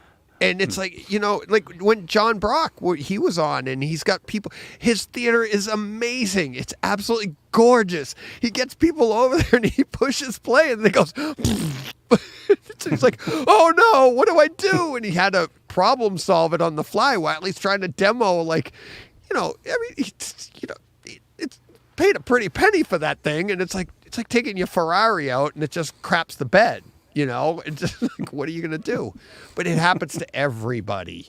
And especially when you're a DIY guy and you try to do some stuff, like you try to get a little bit more extravagant. You're like, oh no, what went wrong? I don't know. Because you don't, I hate to say it because I've done it. I know I can say it because I've done it. You literally don't know what you're doing yet. You're just, I saw this online. Let me try it. It's like before there was online, we used to say on the playground, I saw this in a cartoon once. Let me try it. Yeah. It's like, that's pretty much what online has become, right? And only now we're not falling off our bikes, jumping 30 feet in the air. Worked for Roadrunner. So Steve's laughing because he doesn't have this problem. Right. I'd try and avoid it wherever possible. No, but you saw your installers have problems. So Yeah, but that was what was so cool. Right, Right. exactly. Well, yeah, but it's not unique to us. It happens to everybody. Anybody working with this gear, you're going to have problems. And to me, that's part of the fun. I like working through them. Maybe not in this, and my wife can attest to this, maybe not when I'm trying to sit down to watch something and you get a little frustrated and she's going, just calm down. It's like, no. Yeah, that's never going to work, is it? No, Someone tells you to no. calm down. It's red rag to a bull. Yeah. Sounds like it's one word. Red rag doable. Wow, that's a lot of syllables. All right. Quickly, I forgot to upload the next one. Do you have anything to say about that, there, Steve? About a pen. It's mightier than the sword. There we go. Yeah. 99.99. I think it is, isn't it? No. There we go. There's the next one. John, you want to take that? No, I'll actually upload another one. Sure. Regarding recent Takeover Tuesday, this looks like an email as well. It says, LOL, maybe I also watched Battle of the Planets as you did. Happy times. You and Danny also touched on crossovers. I have found after much messing around that front three for movies or shows, series, etc., 55 for towers and 60 for center. For anything music, concerts, YouTube music videos, etc., 80 all front three. 120 all four surrounds and 100 ceiling. And I have the same TV as him, the Sony X90H. Those were Costco only, exactly the same as the X900H, sold everywhere else, but with a 3-year warranty. And he can be rest assured it's an excellent TV, one down from the top LED that year, pretty close in performance. Paul B., New Bedford. Paul I also in New have the X900H in my bedroom. So Oh, look at you. Nice. Fancy. Yeah. So, crossovers.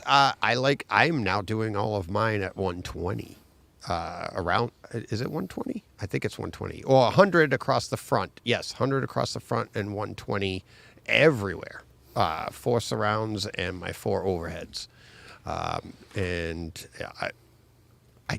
can't say I notice any difference because when I went to that, I actually changed the speakers as well.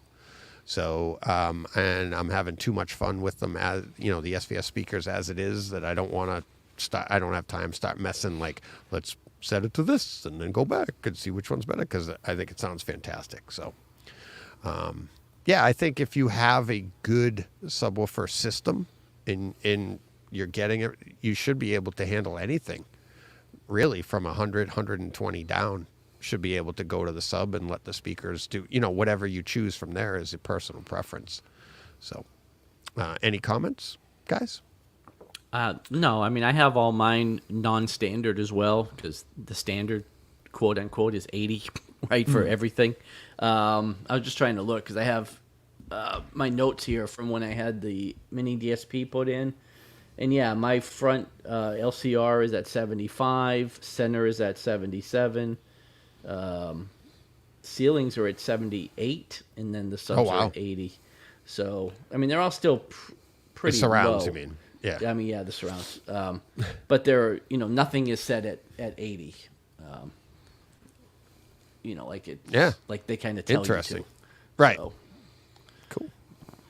All right. And one other thing. Don't let anybody tell you you're doing it wrong.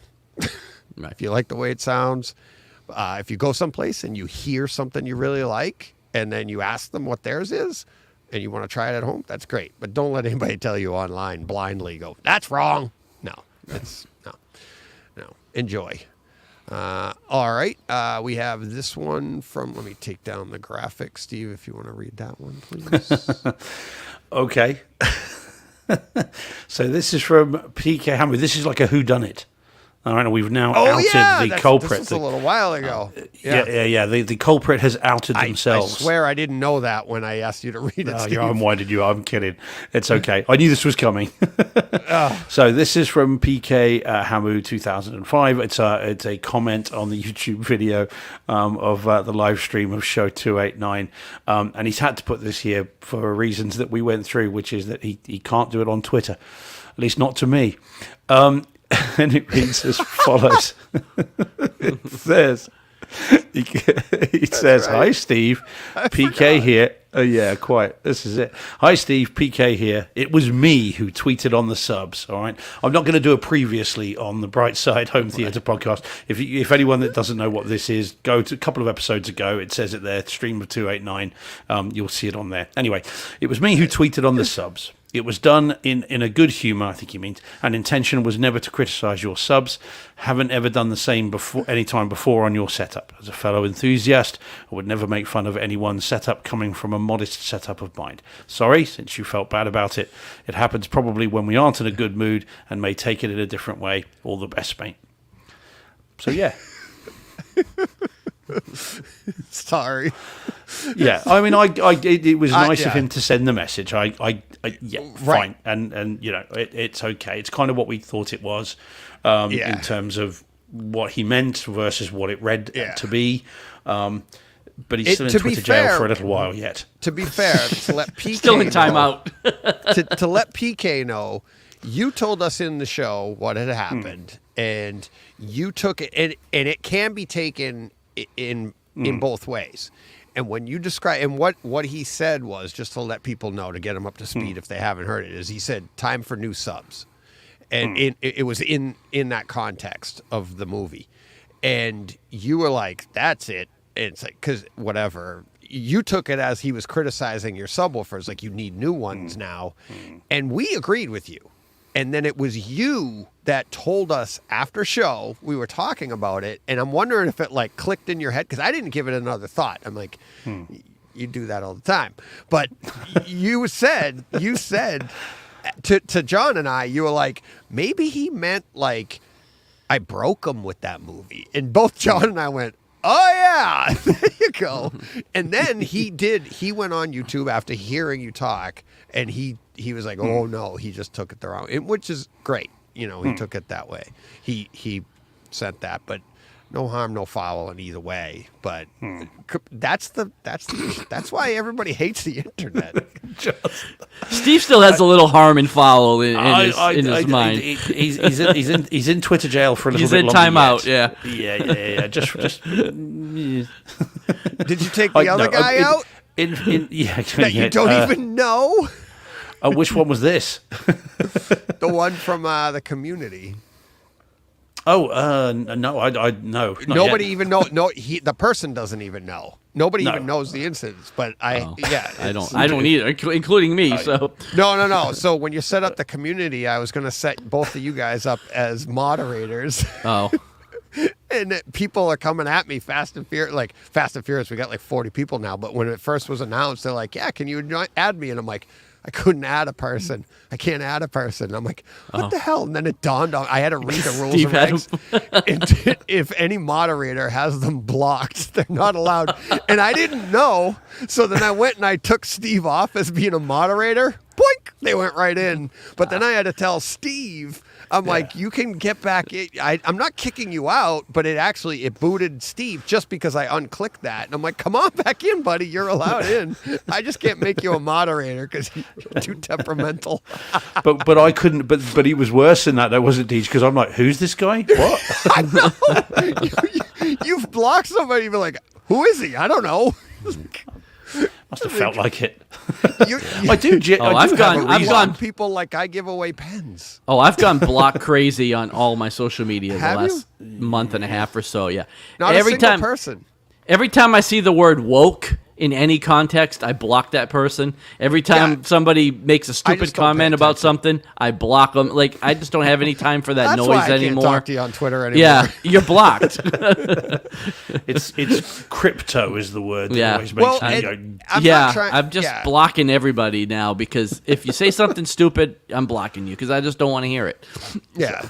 Nobody Well, in the that's home what- theater group is blocked yet No. for me, but I'm just saying in general, there's certain trigger words for me that if I see them, I'm blocking that person. night is young, John. Yeah, The night is young. Well, yeah, Well, you know what's funny is I said this to Jen, and I think it pertains to this podcast. It pertains to podcasts in general, and communities, not just this home theater community, but all communities. And I said to Jen, I think the difference is, like, especially in this country, I know you're going through it in your country, there seems to be a bigger divide all over the world. There's a bigger divide between people, and everybody's like, we've never been so separated.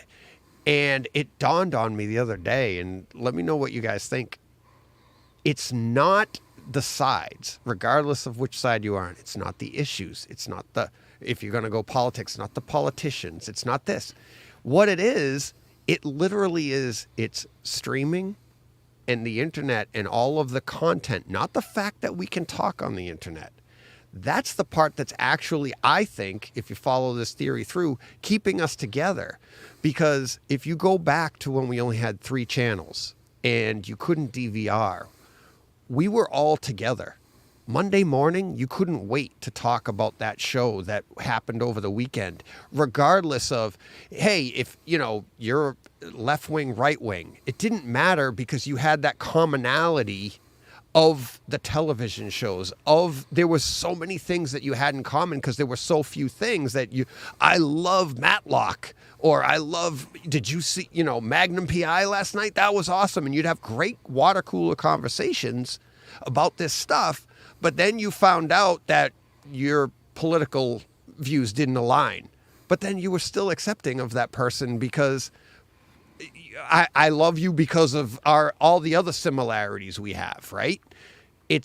We're so divided now because we're starting at the other part and we have nothing in common. We're all like in our own little bubbles, and we love everybody in this community. And I can guarantee you everybody in this community has different political views. You don't care because you're like, you already know the person. You see what I mean? It's like, that's where I think the world has gone different. I don't think we're any different politically. I don't think now we're or any of more that stuff. divided now than we ever were. Me I just either. think we know, we hear about it more because Right. everybody has a voice. amplified, isn't it? Right. It's amplified, yeah. Because you and I, any one of us can talk to the planet. At this moment in time, we are live across YouTube, across Twitter. Anybody people. on, well, quite, but anybody on planet Earth, Yeah. with a phone, with an internet connection, can listen to what the 3 of us are Right. saying or what anyone is saying, and somehow there is this magic thing that sometimes happens, which is where that being on that screen means that you now have an opinion that people want to listen to. And so, and whatever that opinion is, whatever that thing you're saying is amplified by that and can be spread around the globe. Whereas before, you'd have some crazy guy at the end of a bar in a pub just spouting crap to whoever, and it never Right. went any further. But now we can broadcast it, and you don't have to spend any money to do it. You can do it, infinitely. And I just think it's the amplification of it that seems to have made it worse, I think. But what do I know? But that's what I think about it. But I think the idea, like I was saying, I think the idea is that you're meeting these people for the first time at their opinion on something that might vary differently from you. So you're not getting to talk about Magnum PI. You're not getting to talk about your commonalities, right? And whereas like in the home theater community, like you were saying, like John's like, I haven't blocked anybody in the home theater community. You go into, and that's what's nice about like, and I'm not trying to promote Brightside Home Theater Community on Twitter, but you go in there, it's all, you can go out of there and talk about anything you want, but when you come in there, it's all home theater stuff, right? And that's all it is. So you don't have to do the blocking thing if you just want to come on and stay in there. And I'm pretty good on my Twitter. I don't block anybody, but I don't look at any of that. So I just scroll past whatever. If I'm not interested, and I just keep on going.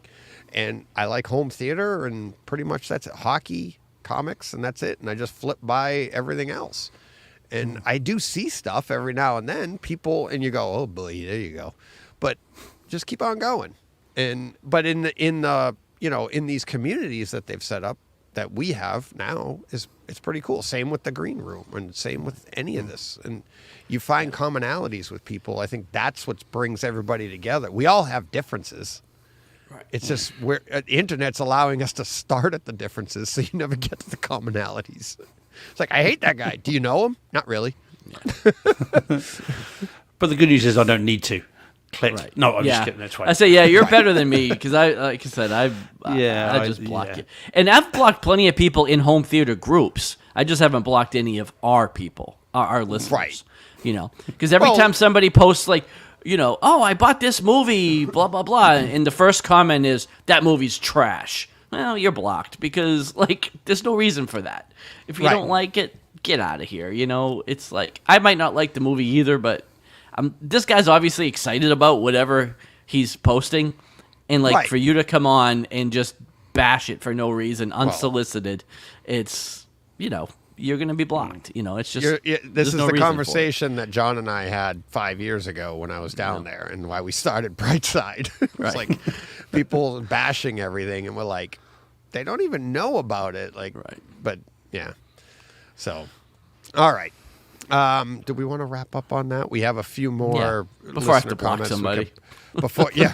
We've probably just been blocked by everybody. We're blocked.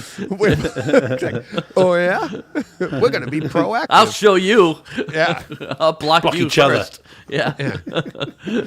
We can go a little late this weekend. This is what we choose for content. Yeah. So, all right, let's get back to it. It wouldn't be so bad, Deej, but you're not selling them. Yeah, I know. But but that's why I like. But here's the thing: what I can tell you, I am selling is support the podcast monetarily. Support it, even if you can't support it monetarily. I'm going to find a way to get you this pen, because if no, seriously, I'm not saying you can buy a pen. You can't. I want to be able to give these away when people do something special, something different. I have a couple ideas in mind that people can, you know, proactively just go, oh, I got to do that, and I'll do it. Okay. But even if you can't support the podcast monetarily, growing the podcast grows people that maybe can. And we are still giving 50% of our profits away and profits loosely. I don't think we've had any, because it's all been given away. Because you're giving it all away. Right. But this month is Autism Speaks. So, you know, this month, you know, we've got the donations from Joe. I didn't get to add up the numbers today. It's a pretty busy day. But we're looking at probably at 50%, we're over $200 again. So awesome. That we brought in for the month. So I'll be giving like $120 probably, rough estimate in my head, going to Autism Speaks. We're doing a lot of stuff for donation. Every month we're doing a different, you know, charity. So if you have a charity and you want to come on and talk about it like Joe did, we'll do that. So that's where I think, you know, and all joking aside, that's where I think the pen is going to be important. Pen is mightier than the sword, boys. Believe me, I did not write this ahead of time. I heard that a little while ago. Yeah, exactly. So, but yeah, it's fun. And I'm telling you right now, Mike Schramm doesn't even know this, but I'll just tell you now, I'm sending Mike like a bunch of these, because Mike's traveling. Mike gets out, and carry a few with you, give them out. It's like, there you go. That's one thing I want to do. So yeah, I don't care about money. I need it, but I really would like to do the charity thing, and I like giving stuff away. As John knows, I've been doing it since we started. Are we saying that? Except I don't have a pen or a shot glass or yeah. My son or all made the those. I gotta the get myriad that to you. other things that you give away to everybody else. I just got the pens. Look, I literally just got the box of pens today. Just See? giving you a hard time. It's got the receipts, everything. Literally just showed up today. So I will get them for you. And we'll talk after show. I got something else for you guys too. But all right, that'll do it for this week. Crazy show. Lots of fun. We so much fun. Thank you very much, everybody, for listening. Thank you for participating. Sorry about the chat this week. It's see how important that is? That was really disappointing that we couldn't see that the entire time. So, but all right. And we will be back next week in some form on July 4th at 5 p.m. Eastern Time. I know at least Steve and I will be here if John can't make it. Maybe we'll get a special guest. Maybe not. Maybe Steve and I can go. So we'll be good. And don't forget, next week's Takeover Tuesday. It's going to be, I'll give it away. Paul Hurt is joining me, and you're not going to want to miss it. A lot of work went into this one, and very important, and it's going to send fireworks through the home theater community. So, all right, that'll do it for this week. What do we got to do? Go push play. What he said. Here we go.